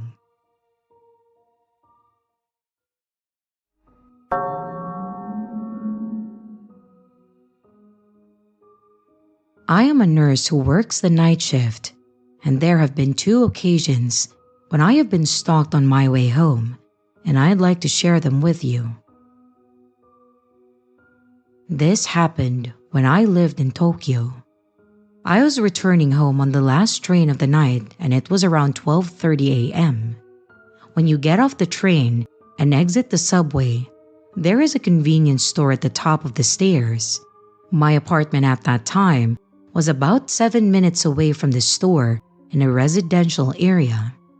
At that time of night, when you get off the last train home, the lights of the convenience store are pretty much the only light source in the area, and the roads are usually empty too. Well, back to the story. I was climbing up the subway stairs, and I noticed a man waiting at the top of the stairs staring at me. He kept widening his eyes as he stared at me.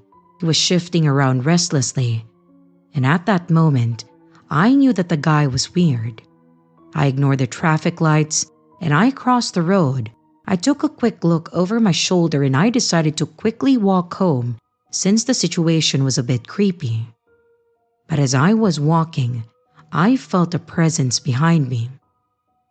I looked over my shoulder and I noticed that the weird guy from the subway was following me and he was closing the distance between us.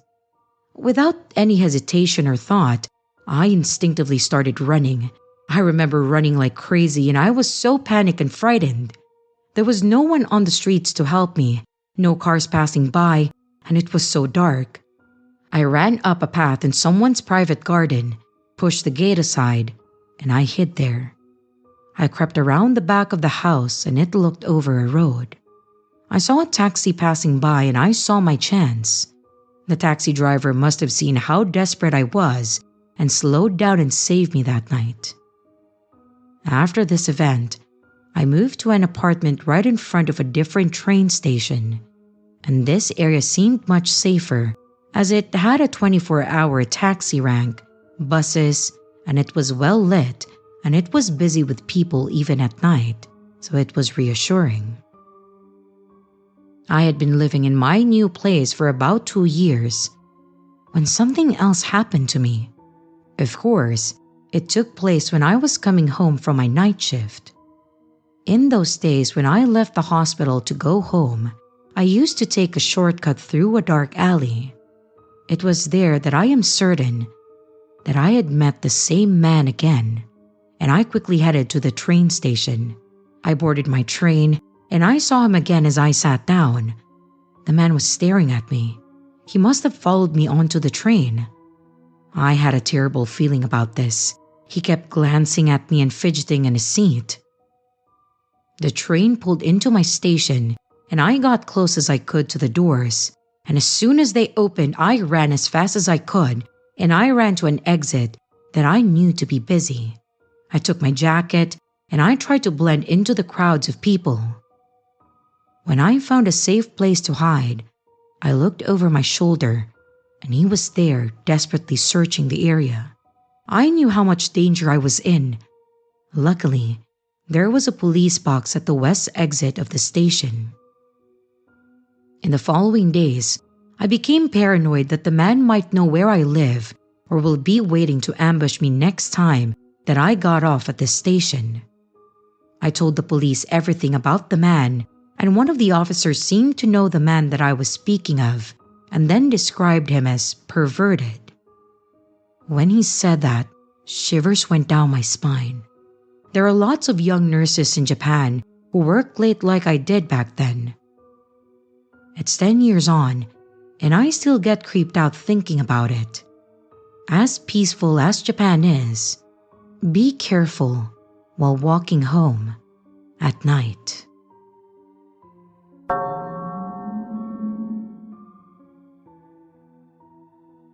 My name is Sarah. I'm a female, and I'm now in my 30s.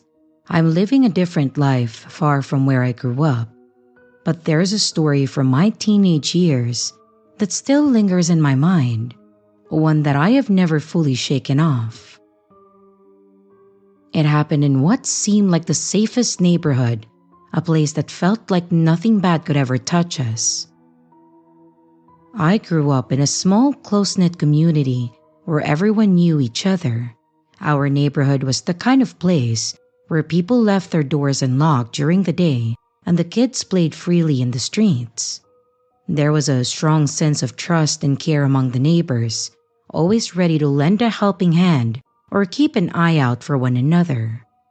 My family had lived there for years, and over time, we have created bonds with those around us. It was comforting to know that we had such good people nearby. Neighbors would check on each other's homes when someone went on vacation, and there were regular barbecues and gatherings that kept us all connected. Among our neighbors was Mr. Pierce, a man in his 50s who lived just a few houses down. He was always around, helping with yard work or chatting with the parents as they watched their kids play. He was a tall man with graying hair and a kind smile, wearing thick glasses that seemed to magnify his gentle eyes. He never married, never had a child, and all I knew was that he was living alone.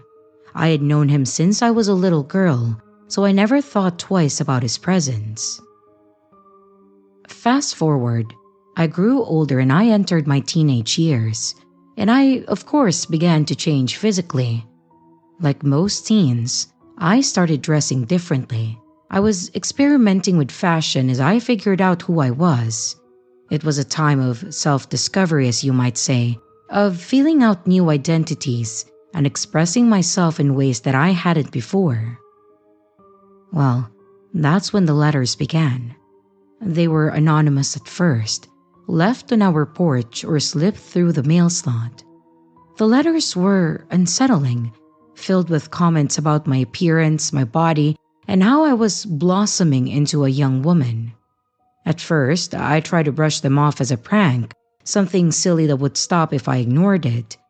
But they didn't. They got more personal and more invasive. I kept the letters to myself. I was unsure of how to explain them to my parents without causing alarm or feeling embarrassed. Part of me thought that I was overreacting, that it was just someone being stupid and careless. I know you'd scold me. I'd scold myself too. I should have brought this up to any adult's attention, but I kept my mouth shut. I was a teenager, and our brains just worked differently during that age. I thought that I was the one who is getting in trouble if this comes out. But then came that night. My parents were out and I was home alone, which wasn't really new for me. I was watching TV, wrapped in a blanket on the couch, when I heard a knock on the door. I froze, I stood up, and then I walked to the door and checked the peephole. It was Mr. Pierce. I opened the door and he was standing there, looking at me with a strange intensity that I have never seen before. My heart suddenly started to race. I didn't understand why. He started talking, his voice calm and steady. He was then saying things that made my skin crawl. He spoke about how he'd watched me grow up and how beautiful I have become, that I have somehow blossomed into this pretty young lady, how the way I dressed was a signal, a call for someone like him to approach me. He said things that made me realize that he was the one behind the letters. I felt trapped, my mind racing to find a way out, because I understood that I was not in a safe situation. This was Mr. Pierce standing in front of me, but I don't know who this man is anymore. While he was saying all of this, I didn't even realize that he was slowly inching his way in the house.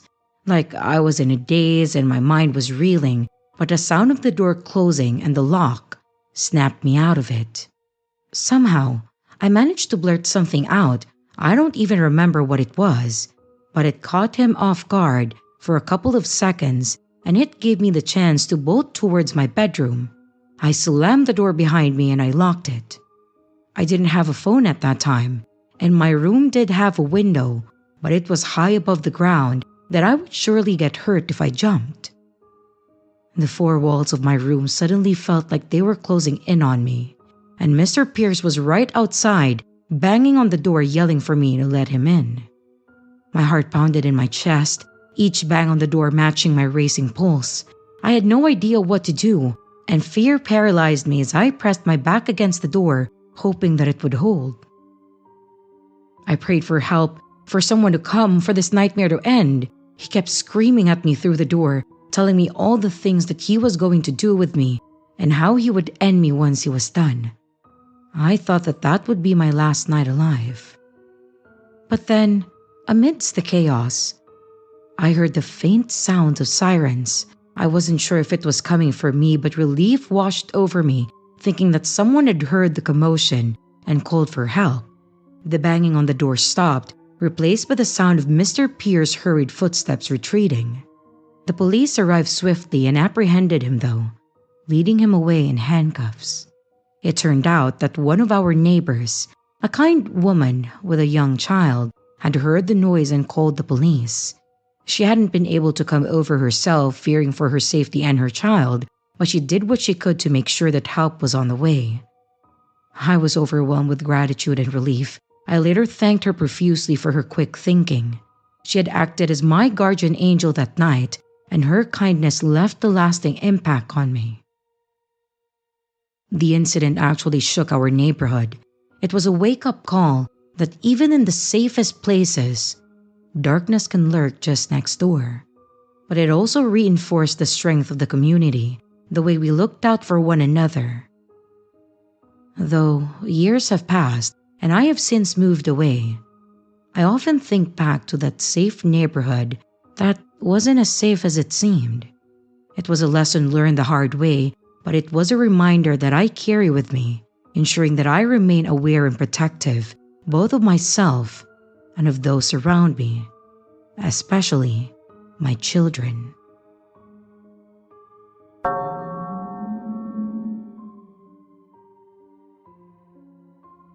Hi, I'm Lily, and I'm 28 years old, and I work in a mid-sized marketing firm. It's a pretty standard job with lots of brainstorming sessions, endless client meetings, and the occasional team building exercise that always seems to involve awkward icebreakers. The office itself is open and lively, with a mix of cubicles and communal tables. On any given day, you'll hear the hum of chatter mingling with the clicks of keyboards. My role as a marketing coordinator is mostly managing projects and keeping track of deadlines. I like my work, and my colleagues are generally a nice bunch, though we're all more acquaintances than friends. Among them is Fred, a quiet guy from IT who everyone knows but never really notices. Fred is always around in a distance, fixing computers, setting up new systems, and generally being the go-to tech guy. Though he doesn't go to your specific cubicle unless there is a general update or if you complain about a problem with your system or computer. He's a bit of an enigma really, polite but reserved, always ready to help, but never one to join in on post-work drinks. We would exchange pleasantries, sure, but nothing beyond that. Everything seemed routine until the day that I found a note on my desk. It was a simple handwritten letter tucked under my keyboard. At first, I thought it was an office memo, maybe a reminder about an upcoming meeting. But as I read it, I realized that it was a love letter. It was a bit flattering, but also unsettling because it was so out of the blue. The letter didn't have a name on it, just some vague expressions of admiration and a hint of someone watching me. I shrugged it off, assuming it was a prank or a mistake. I mean, who wouldn't, right? I mentioned it to a couple of colleagues who just laughed it off, suggesting that it was probably just someone messing around, or they kept teasing me that I now have a secret admirer and my single days will almost be over.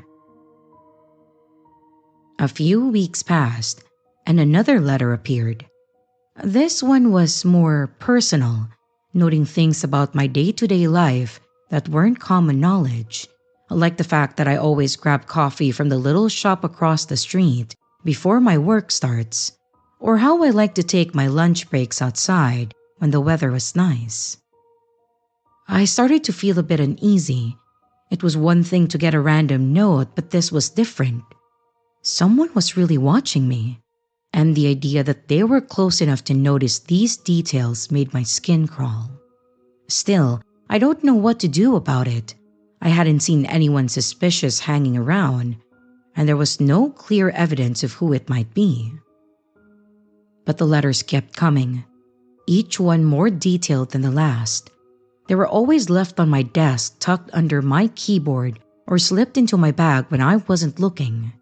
I wondered if it was a colleague playing some twisted game, but no one seemed out of the ordinary. I was getting worried, but my workmates just kept saying that it was probably nothing, just an intense crush that someone had for me. But then, things started disappearing from my desk. At first, it was minor. A pen here, a sticky note there. I barely noticed it until it escalated to things like a framed picture of my family disappearing and then reappearing a few days later, slightly askew, as if it had been handled. I reported it to HR, but they couldn't do much without proof of wrongdoing. They promised to keep an eye out, but nothing really changed. Meanwhile, I noticed Fred seemed to be around more often. He didn't act differently, wasn't overtly suspicious, but something in his demeanor made me uneasy. The realization came one afternoon when I caught a glimpse of him hovering near my desk when I returned a bit earlier from lunch. He seemed startled, mumbling something about needing to check the computer systems in the area, but it struck me as odd because they already did that last week. And why was he only checking mine? I was now getting extremely suspicious of Fred. There was nothing wrong with my PC. And again, he only comes when we report something to him or if something needs some fixing. Soon after, I started receiving messages online from a profile that seemed faked. They were vague at first, and then they grew into confessions of love and promises that we were meant to be together. It was the same writing style as the letters. My heart raced and I finally connected the dots. It had to be Fred. I took it to management, who agreed to speak with him, and Fred denied everything, of course, and without concrete evidence, they couldn't take it further. They suggested that I just clean up my desk, like take home important items to me, like my family photos and stuff. They also suggested to just block the online stalker and also just to ignore the letters if I ever get more. They told me that I should be more vigilant, which only heightened my anxiety. I began to feel trapped, always looking over my shoulder. Well, things escalated further when I found a small gift box on my desk. Inside was a delicate bracelet that had gone missing from my home weeks ago. I thought that I just misplaced it or something, but it was a clear message that whoever it was, they'd been inside my house. I feel violated, scared, and unsure of what would happen next. I knew that I had to be careful, and I was more guarded than ever. Then one night, as I was winding down from a long day at the office, I heard noises from outside my apartment. My heart pounded as I approached the window, peering through a gap in the curtains. There he was, Fred, lurking just beyond the porch light's glow, trying to stay hidden, but clearly casing my place. Panic set in.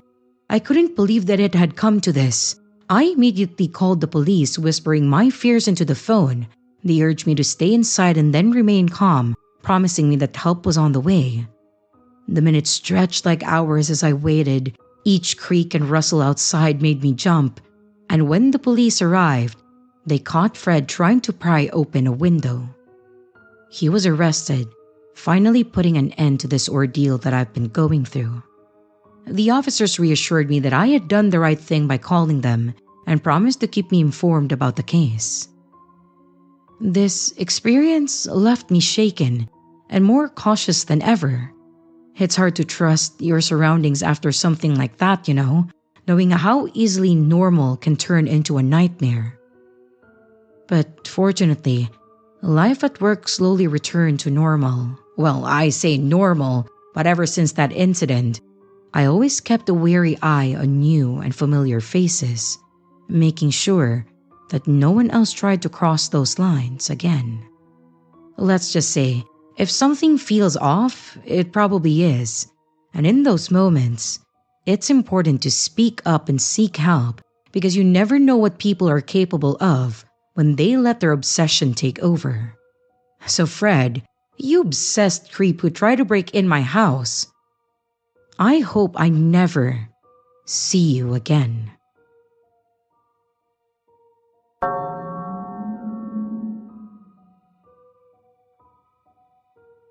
I would like to share an experience that I've had a couple years ago, which I considered as the creepiest thing that has ever happened to me. I'm Emily, 27 and female. So here we go. In today's world, social media has become a big part of our lives.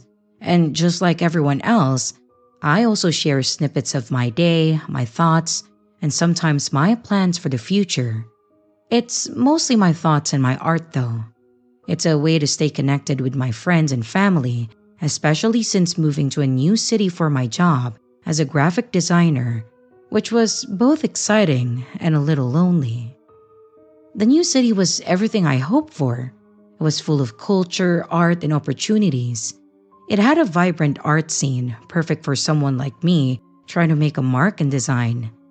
I started following local art groups and events on social media. I was aiming to get involved and maybe make new friends along the way. As I settled into this new chapter, I noticed a particular user who frequently liked and commented on my post. At first, it was encouraging to have a little support, especially from someone who seemed to appreciate my art and my thoughts. This user, who went by the name ArtLover23, was a constant presence online, always quick with a positive comment or a thoughtful reply. At first, I was flattered.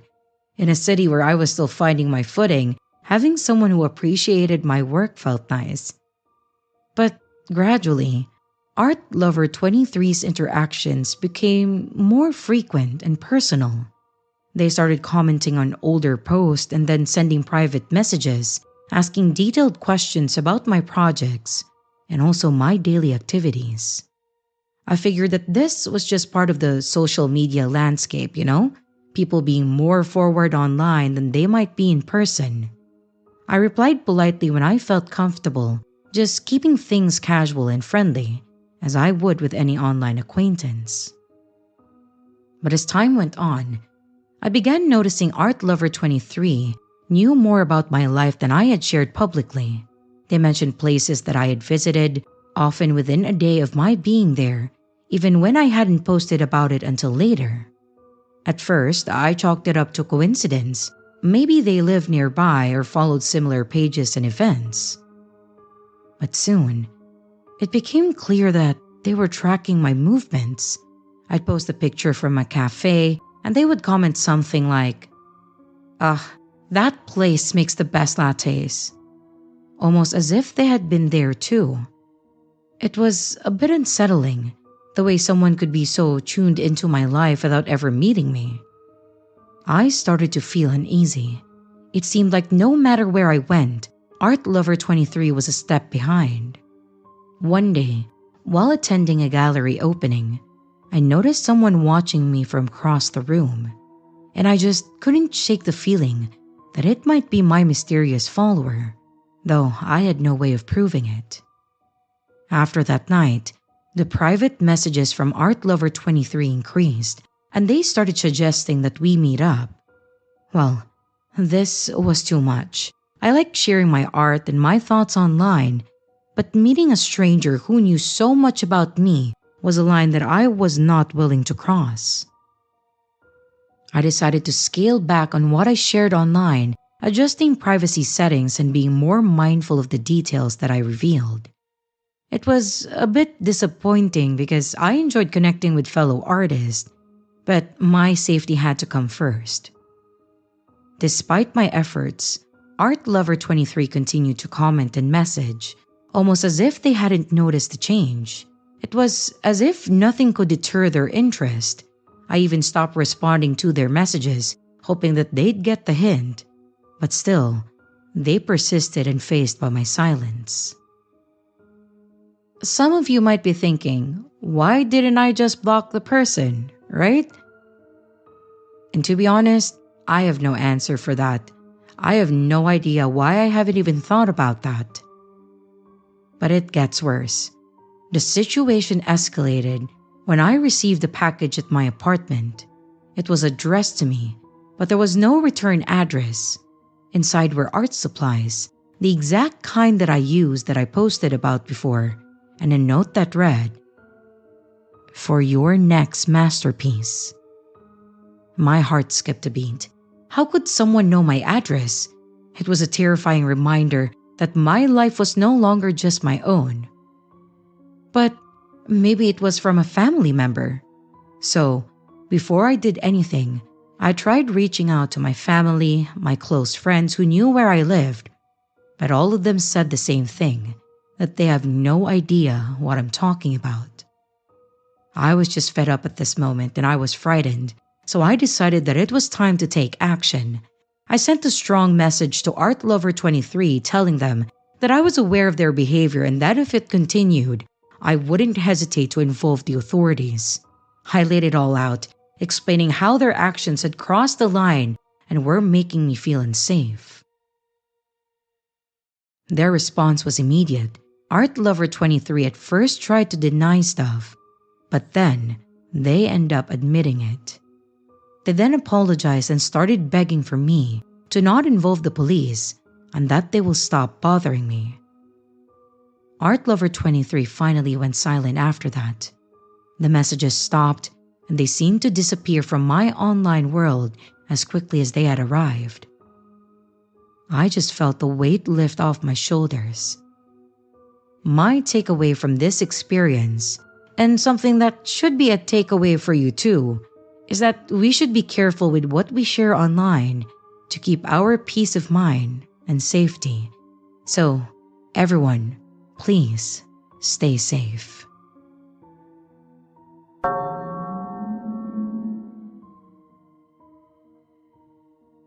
Hello everyone, I'm a female and 28.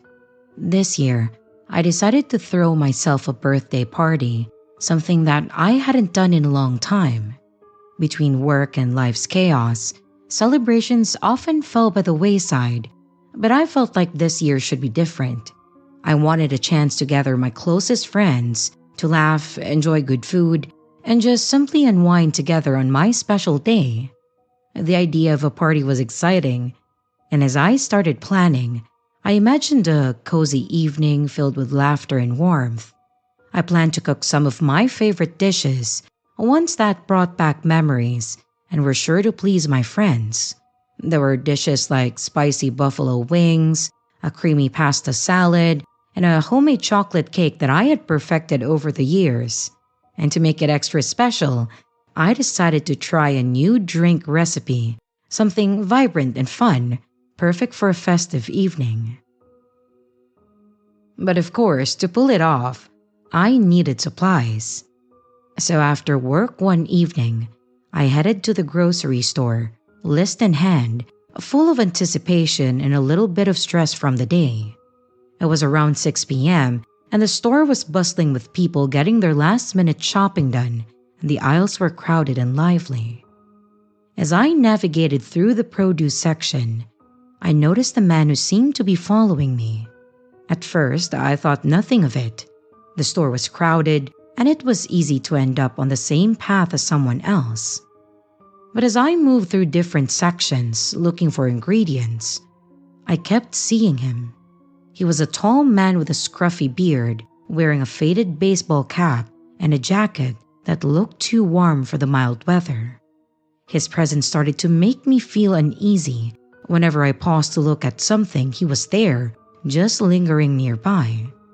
I tried to focus on my list: olives, cheese, a special pasta for the salad, but I could feel his eyes on me, just watching. And then, he started asking me questions, his voice low and casual, like we were old friends. He was asking me how to make a good pasta sauce, where to find the spices, trivial things that felt out of place. I mean, if he wanted to know where things are, I'm not the one he should be asking. But I tried to answer politely, trying to not show my discomfort, hoping that he would pick up on the cues and just leave me be. But every time that I moved on, hoping that he'd get the message, he seemed to reappear just around the corner, still watching, still there. It became a pattern as I continued. I'd turn down an aisle and he would be there. I'd stop to compare prices, and he'd casually wander, pretending to be interested in something nearby. My heartbeat quickened, and an unwelcome sense of anxiety creeping in. This was supposed to be a simple shopping trip, but now I just wanted to get out there with my groceries and my peace of mind. Finally, I decided to just rush through the remainder of my list, deciding to skip a few items in favor of leaving sooner. At the checkout, I kept glancing over my shoulder, hoping that he would have disappeared into the crowd. But as I packed my bags and headed towards the exit, I saw him again, leaning casually against the wall near my car. My stomach twisted. The thought of approaching my car alone was too unsettling. I knew I needed some sort of assistance, someone to be with me in case this stranger decided to follow me further or tried to do anything. So I approached an employee who was stocking shelves near the front of the store. I was explaining the situation as calmly as I could. The employee nodded, clearly concerned, and then arranged from someone from security to escort me. I felt a wave of relief, thankful for their understanding and swift action. The security guard was kind, walking with me to my car as the man watched from a distance. And when he saw that I was not alone, he slowly walked away and then disappeared into the darkness. When my groceries finally packed away, I thanked the security guard profusely, grateful for not having to face the unsettling situation alone. And I drove and got home safely, thankfully.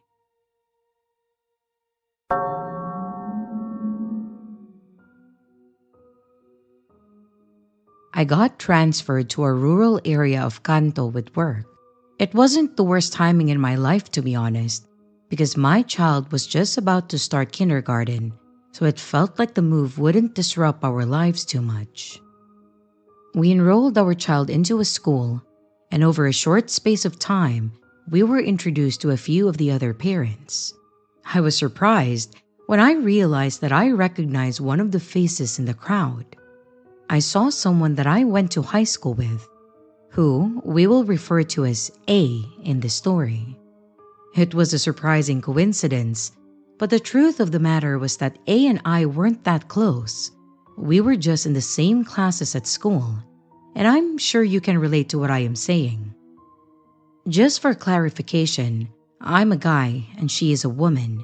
Bear that in mind for this next part. One weekend earlier this year, I got a knock on my door. I was having dinner with my wife at the time, and we weren't expecting company that night. I went to the door and I looked through the peephole, and I saw a strange man outside there. I opened the door, expecting it to be a neighbor stopping by, but it wasn't.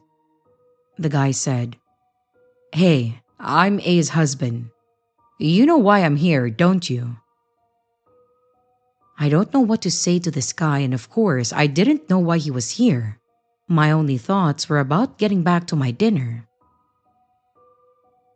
He said some other stuff that I didn't really understand or care about, and I quickly became impatient with him and his conversation, so I cut him off mid-sentence and asked, "Look, do you need something?" And as soon as I asked that, I knew that I had just pushed him to the edge. I would expect that kind of attitude from a guy like you, because you're the kind of guy who thinks it's fine to put your hands all over someone's wife, aren't you? He was close to yelling, and I could tell that he had come here to cause a scene or embarrass me. I stood there in shock. I didn't know what he was talking about. Just as I was thinking, "Oh great, I met the local lunatic," I heard my wife padding down the hall towards the front of the door to join us. The guy at the door then thrust a piece of paper at us both and then ordered us to read it. I could tell from the first glance that it was a printout of some kind. That printout turned out to be from his wife, A's, blog. That acquaintance of mine from my school days. I looked through it, trying to make heads or tails of what this man is accusing me of. I was utterly shocked to find that the printout was a catalog of lies. His wife had imagined a relationship between her and me. It was as if she had written her fantasies down. I need to tell you a little bit about what I saw on those pages, so here it goes. I was reunited with, and then she mentions my name. I had such a crush on him at school. Apparently, he moved here through work. What a wonderful coincidence. I know where he works and what window he sits by at work. It feels so good to have him so close by again. When his wife stepped away for a few moments at kindergarten, he asked me to give him my email address, and I did it. It was such a thrill. From that day onward, I received an email from him every day. He took me out to dinner and asked me to keep it a secret from his wife.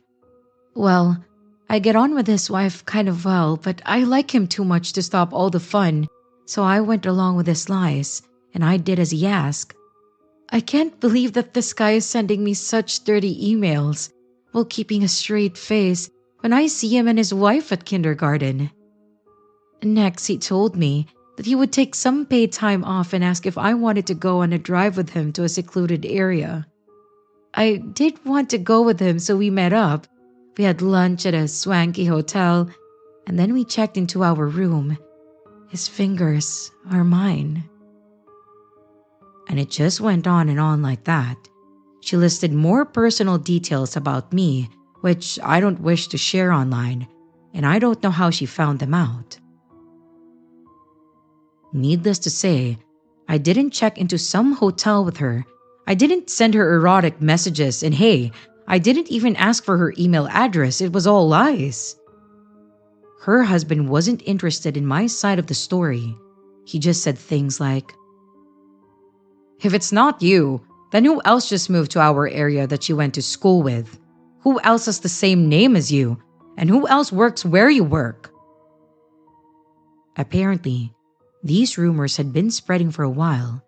It didn't feel great to know that we were probably getting pointed at and spoken behind our backs. The friends we thought we had made likely all thought that I was cheating on my wife, and that just wasn't true. I found out about the fact that A's blog post began to include plans for her and I to run away and elope, and in her words, we promised each other that we would abandon our current families. This all came out when a friend of A contacted her husband to let him know about her blog post. Her husband apparently didn't even know that she kept a blog, but became utterly furious when he discovered what she had been writing. He confronted her, and she doubled down with her delusion. He said she cried as he told him about it.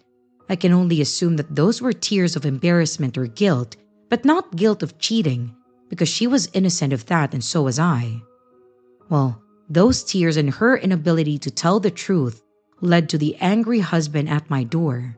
He didn't seem to be interested in anything I said. He was here to yell at me, and it looked like he wanted to go further than that.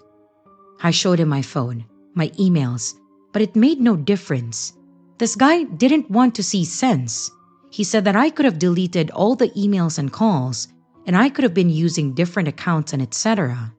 He was adamant that I had done all these things that he had read on his wife's blog.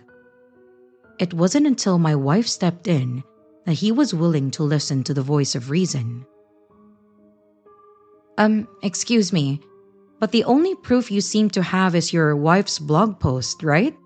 Why don't you go and see if you can gather any other evidence, and I will do my own evidence gathering this side, and by all means, if you find something compelling enough to come back here, I will open our door to you again. Give me a couple of days."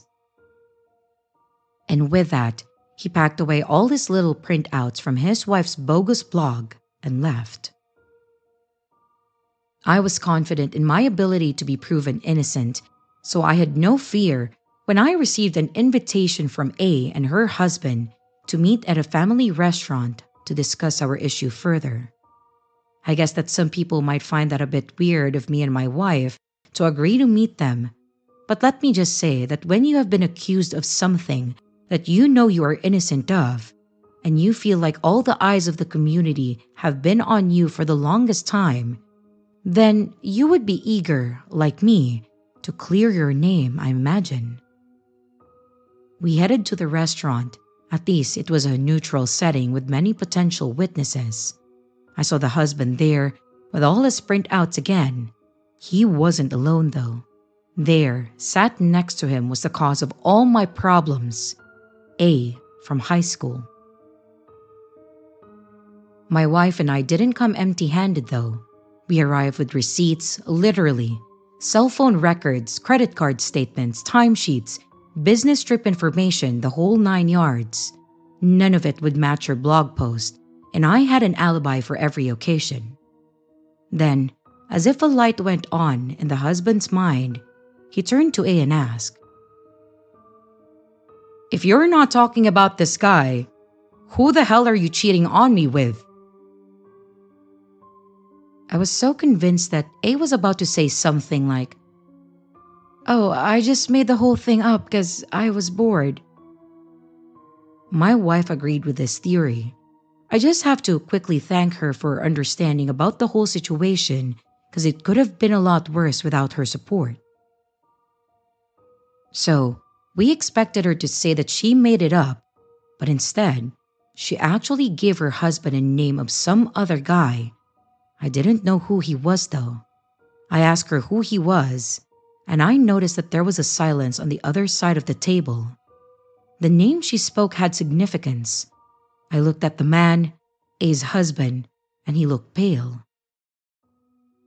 "Are you talking about my brother?" Yep, surprisingly, she was having an affair with her husband's brother and seemed happy enough for me to be the shield for their affair. I get it. It must hurt less when it's not your brother. But why fuck up my life? A started to blurt out some reasons for her affair with his brother at that point. You always come home late. You work national days. You don't care much about your family, clearly. It was inevitable that I would end up feeling so lonely, can't you see? Sorry to say, but my brother-in-law was there when you weren't. I went ahead and asked the question that had been on my mind since her husband darkened my door. Why the hell did you involve me? Why did you make all that stuff up about me? Do you have any idea how much damage you've caused me? In response, all she did was wail like a scolded toddler. I knew that I would never get a straight answer out of her, but to my shock, she blurted out something close to a tangible reason. She said that she was embarrassed by her brother-in-law's age difference and social status. Apparently, he was older than me and only worked part-time. He took her to internet cafe dates, and it was one of those moments that she fantasized about high-class dates. And I guess that's where the blog post started. In the end, I didn't feel any embarrassment. I was proven innocent, and my wife was vindicated for sticking by my side. I was ready to walk away from this too, and I was already looking forward to have nothing to do with them ever again. Before I walked out of the family restaurant's door, the husband stopped me, and he just approached me and said, "Man, I'm so sorry." I accepted, of course. He bowed his head and made a huge show of it. He didn't need to do that. Actually, that was probably the only point where I felt embarrassed, if I'm being honest. The following day, a care package was delivered to our door, and it contained expensive sake and snow crab. I guess it was another one of his apologies. In the days that followed, A's daughter was absent from kindergarten, and eventually she left the school altogether. A's family seemed to have suddenly moved too. I always wondered about where they ended up and what happened to them.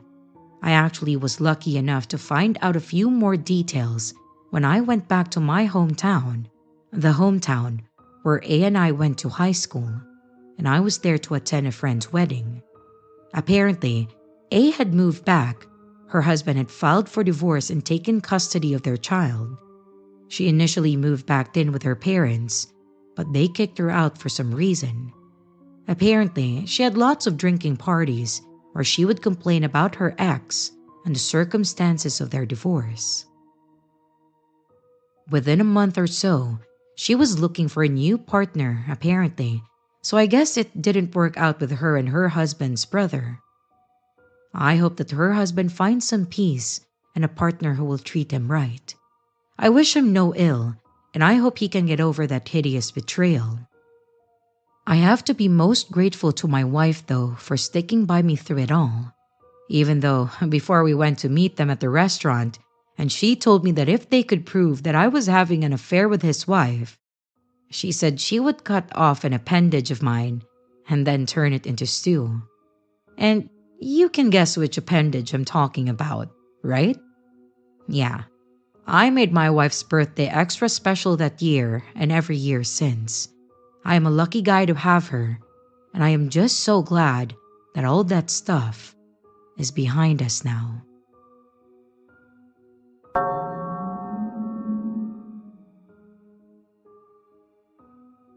I live a pretty normal life, working as a nurse in the local hospital. My shifts are long and often end well into the night. The drive home is my quiet time, a chance to unwind after dealing with the hustle of the ER. It's a routine that I have grown used to, finding peace in the emptiness of the road under the night sky. But a few weeks ago, something changed. It started on a Monday evening. I was heading home after a particularly exhausting shift, and as I merged onto the main road, I noticed a car following close behind. It was a dark SUV, nothing flashy, just a typical vehicle that you'd see anywhere. At first, I didn't think much of it. Lots of cars share the road, and I assumed that the driver was just heading in the same direction. But the next night, it was there again, creeping up as I left the hospital parking lot. It didn't take long for me to realize that it was the same SUV, always a few cars behind, but never out of sight. I just thought that it could be a coincidence. I mean, that person just might have the same shift and route as me, right? But there was this uneasy feeling that started to grow in the pit of my stomach. As the days went by, I became more aware of its presence. It was always there, following me through the winding roads that led to my neighborhood. I tried to ignore it, telling myself that it was nothing, but the more it happened, the harder it was to dismiss. I started to memorize the make and model, the small dent on the rear bumper, and the way the headlights were slightly uneven. One night, things escalated. I'd stopped at a light that turned red just as I approached. The SUV pulled up beside me, its engine rumbling in the stillness. I could feel the driver's eyes on me though, and I didn't dare to look over. When the light turned green, it sped ahead, cutting in front of me sharply. My heart pounded as I gripped the wheel, steadying myself. From then on, it wasn't just following me, it was toying with me. It would speed up to catch me on straight stretches of roads, then slow down suddenly, forcing me to either overtake or trail nervously behind it. I felt trapped in this bizarre game, one that I didn't know how to win. On another occasion, as I turned onto a narrow street, the SUV swerved into my lane, forcing me towards the edge of the road. I managed to brake just in time, with my heart racing as the SUV accelerated, only to fall back into place behind me, and each encounter left me rattled, unsure of what was coming next. I started taking different routes home, hoping to shake the driver off my trail. I even tried leaving earlier or later, hoping that that would help. But no matter what I did, the SUV found me. The constant presence unnerved me, turning my once peaceful drives into a nightly dread. But the final straw came on a particularly foggy night. Visibility was low and the roads were slick with the recent rain. I just left work, tired beyond words, when the SUV appeared again. It followed closely, headlights glaring in my mirror, making it hard to see past the blinding light. As I neared the turnoff to my street, the SUV suddenly sped up, cutting into my lane and forcing me to swerve onto the shoulder. Fear and anger surged through me, and I knew that I couldn't ignore this any longer. My hand shook as I reached for my phone, dialing the police. I explained what had been happening, my anxiety lacing my voice, and they instructed me to drive straight to the police station, saying that they would send help to meet me there. Following their guidance, I turned back into the main road, trying to keep calm as I drove towards the station. The SUV stayed close, but as we neared the bright lights of the station, it suddenly veered off, speeding away into the darkness. Relief washed over me, yet mixed with frustration and fear. At the station, the officers took my report, but the mystery driver remained a ghost. They assured me that they would keep an eye out, but without a license plate or a clear photo, their hands were tied, and I just went home, the silence of my apartment a stark contrast to the chaos of the road. The next day, the police called to inform me that they hadn't found the SUV or its driver. It's really disappointing, but I'm not surprised. But they did promise that they will update me once they find something out. But thankfully, the SUV never returned though. So, crazy creepy guy driving the SUV that followed me for days. I hope we never see each other again.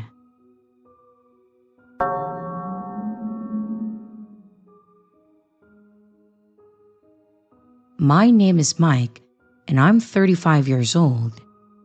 A few months ago, I made a big move to a new city, hoping to leave a complicated past behind. My old job had become stagnant, and also after a long relationship of mine ended, I felt like I needed a change to shake things up.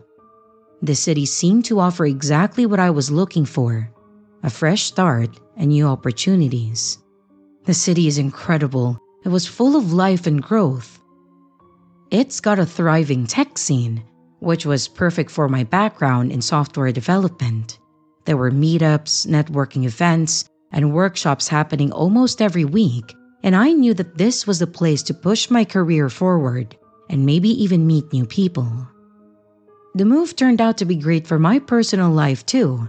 With beautiful parks and a vibrant cultural scene, I quickly fell in love with the place. Every weekend, there was something new to explore, whether it was a food festival, a music event, or just a quiet walk in one of the many green spaces it had. It felt like the city was breathing new life into me, and I was grateful for the change. As I settled in, I joined a community gym and I started attending a few local meetups to make new friends. The people here were friendly and welcoming, and I soon found myself with a decent circle of acquaintances.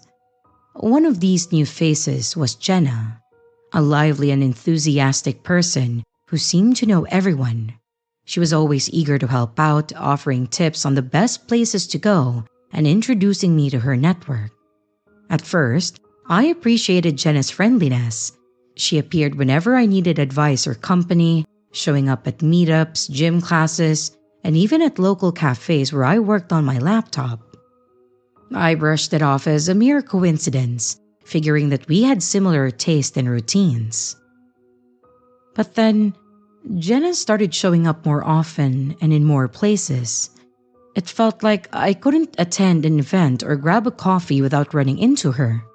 She'd always be there, ready with a smile and eager to chat, knowing more and more about my schedule and my habits. It was flattering, really, but it also began to feel a bit overwhelming. I started to notice Jenna's influence creeping into other parts of my life. She began arranging social outings and subtly steering me towards certain events. Whenever I hesitated, she'd gently insist, making it hard to refuse without coming off as rude. Her enthusiasm was hard to manage, and I found myself participating in activities that I hadn't planned on, just to avoid conflict. I know, it does sound a bit like I'm a doormat, but oh well. Things started getting uncomfortable when Jenna began showing up at my apartment building. She'd be there under the guise of dropping off something that she thought that I would like, or just passing by on her way to another destination. It was really too much, and I just couldn't call a coincidence anymore. One afternoon, I returned from work to find a care package at my door. It was filled with snacks, books, and little things that I had casually mentioned enjoying. The card simply said that it was from a friend, but I knew that it was Jenna. I felt uneasy, knowing that she'd taken notes on my preferences and gone so far as to leave something at my home. Some would say that it would be flattering, but honestly, I felt it suffocating and creepy. It was just too much. Plus, despite the fact that I was single, I was not in the right mindset to be in any relationship so soon. As I mentioned earlier, I broke up from a long-term relationship just before moving, and my heart has not fully recovered yet, as corny as that may sound. So I try to distance myself, attending fewer meetups and changing my routine slightly just to avoid constant run-ins with her. This seemed to only increase Jenna's presence though. She would text me and call me, asking why she hadn't seen me around and offering to meet up for coffee or lunch. I struggled to respond politely, hoping that she would take the hint, but she didn't. The breaking point came when Jenna found out about a new job opportunity that I was considering. She began pushing me to apply, even reaching out to contacts of hers to put in a good word for me. It was a well-meaning gesture, but it felt invasive. I hadn't even made up my mind about the job yet, and here she was, taking steps on my behalf without my consent. Feeling cornered, I decided that it was time to have a conversation with her, and I needed my space back and I wanted to draw a line before things escalated further. It was a difficult decision because Jenna genuinely seemed to want to help, but her actions were just crossing boundaries that I wasn't comfortable with. When I finally confronted her, I explained that her constant presence and involvement in my life was overwhelming me. I told her that while I appreciated her kindness, I needed her to take a step back. I also mentioned that if she continued to ignore my boundaries, I would have no choice but to completely cut her off from my life. Her reaction was a mix of surprise and hurt, but I saw a flicker of recognition in her eyes. I think the mention of that scared her enough to make her understand the seriousness of the situation. She apologized, promising to give me the space that I needed. After that confrontation, Jenna did keep her promise. She stopped showing up unannounced, and her messages became less frequent. I sensed that she was keeping her distance, which allowed me to finally relax and enjoy my new life in the city. This experience taught me how important it is to set boundaries and speak up when something doesn't feel right. Please, don't be like me. It took me a couple of months to do it, but I can tell you that it's definitely worth it. Hello everyone, it's your creepy sister here. Thank you so much for watching the video. I really appreciate it. I would also like to give some extra love to my Patreon members, my channel members, and also my tippers. Thank you so much. If you would like to extend a little bit more support for the channel, don't forget to leave a like and a comment down below. If you would like to become a Patreon member, a channel member, a tipper, or even to buy merch, check out the links in the description below. Again, thank you. And I hope you stay scared, because your fear feeds me.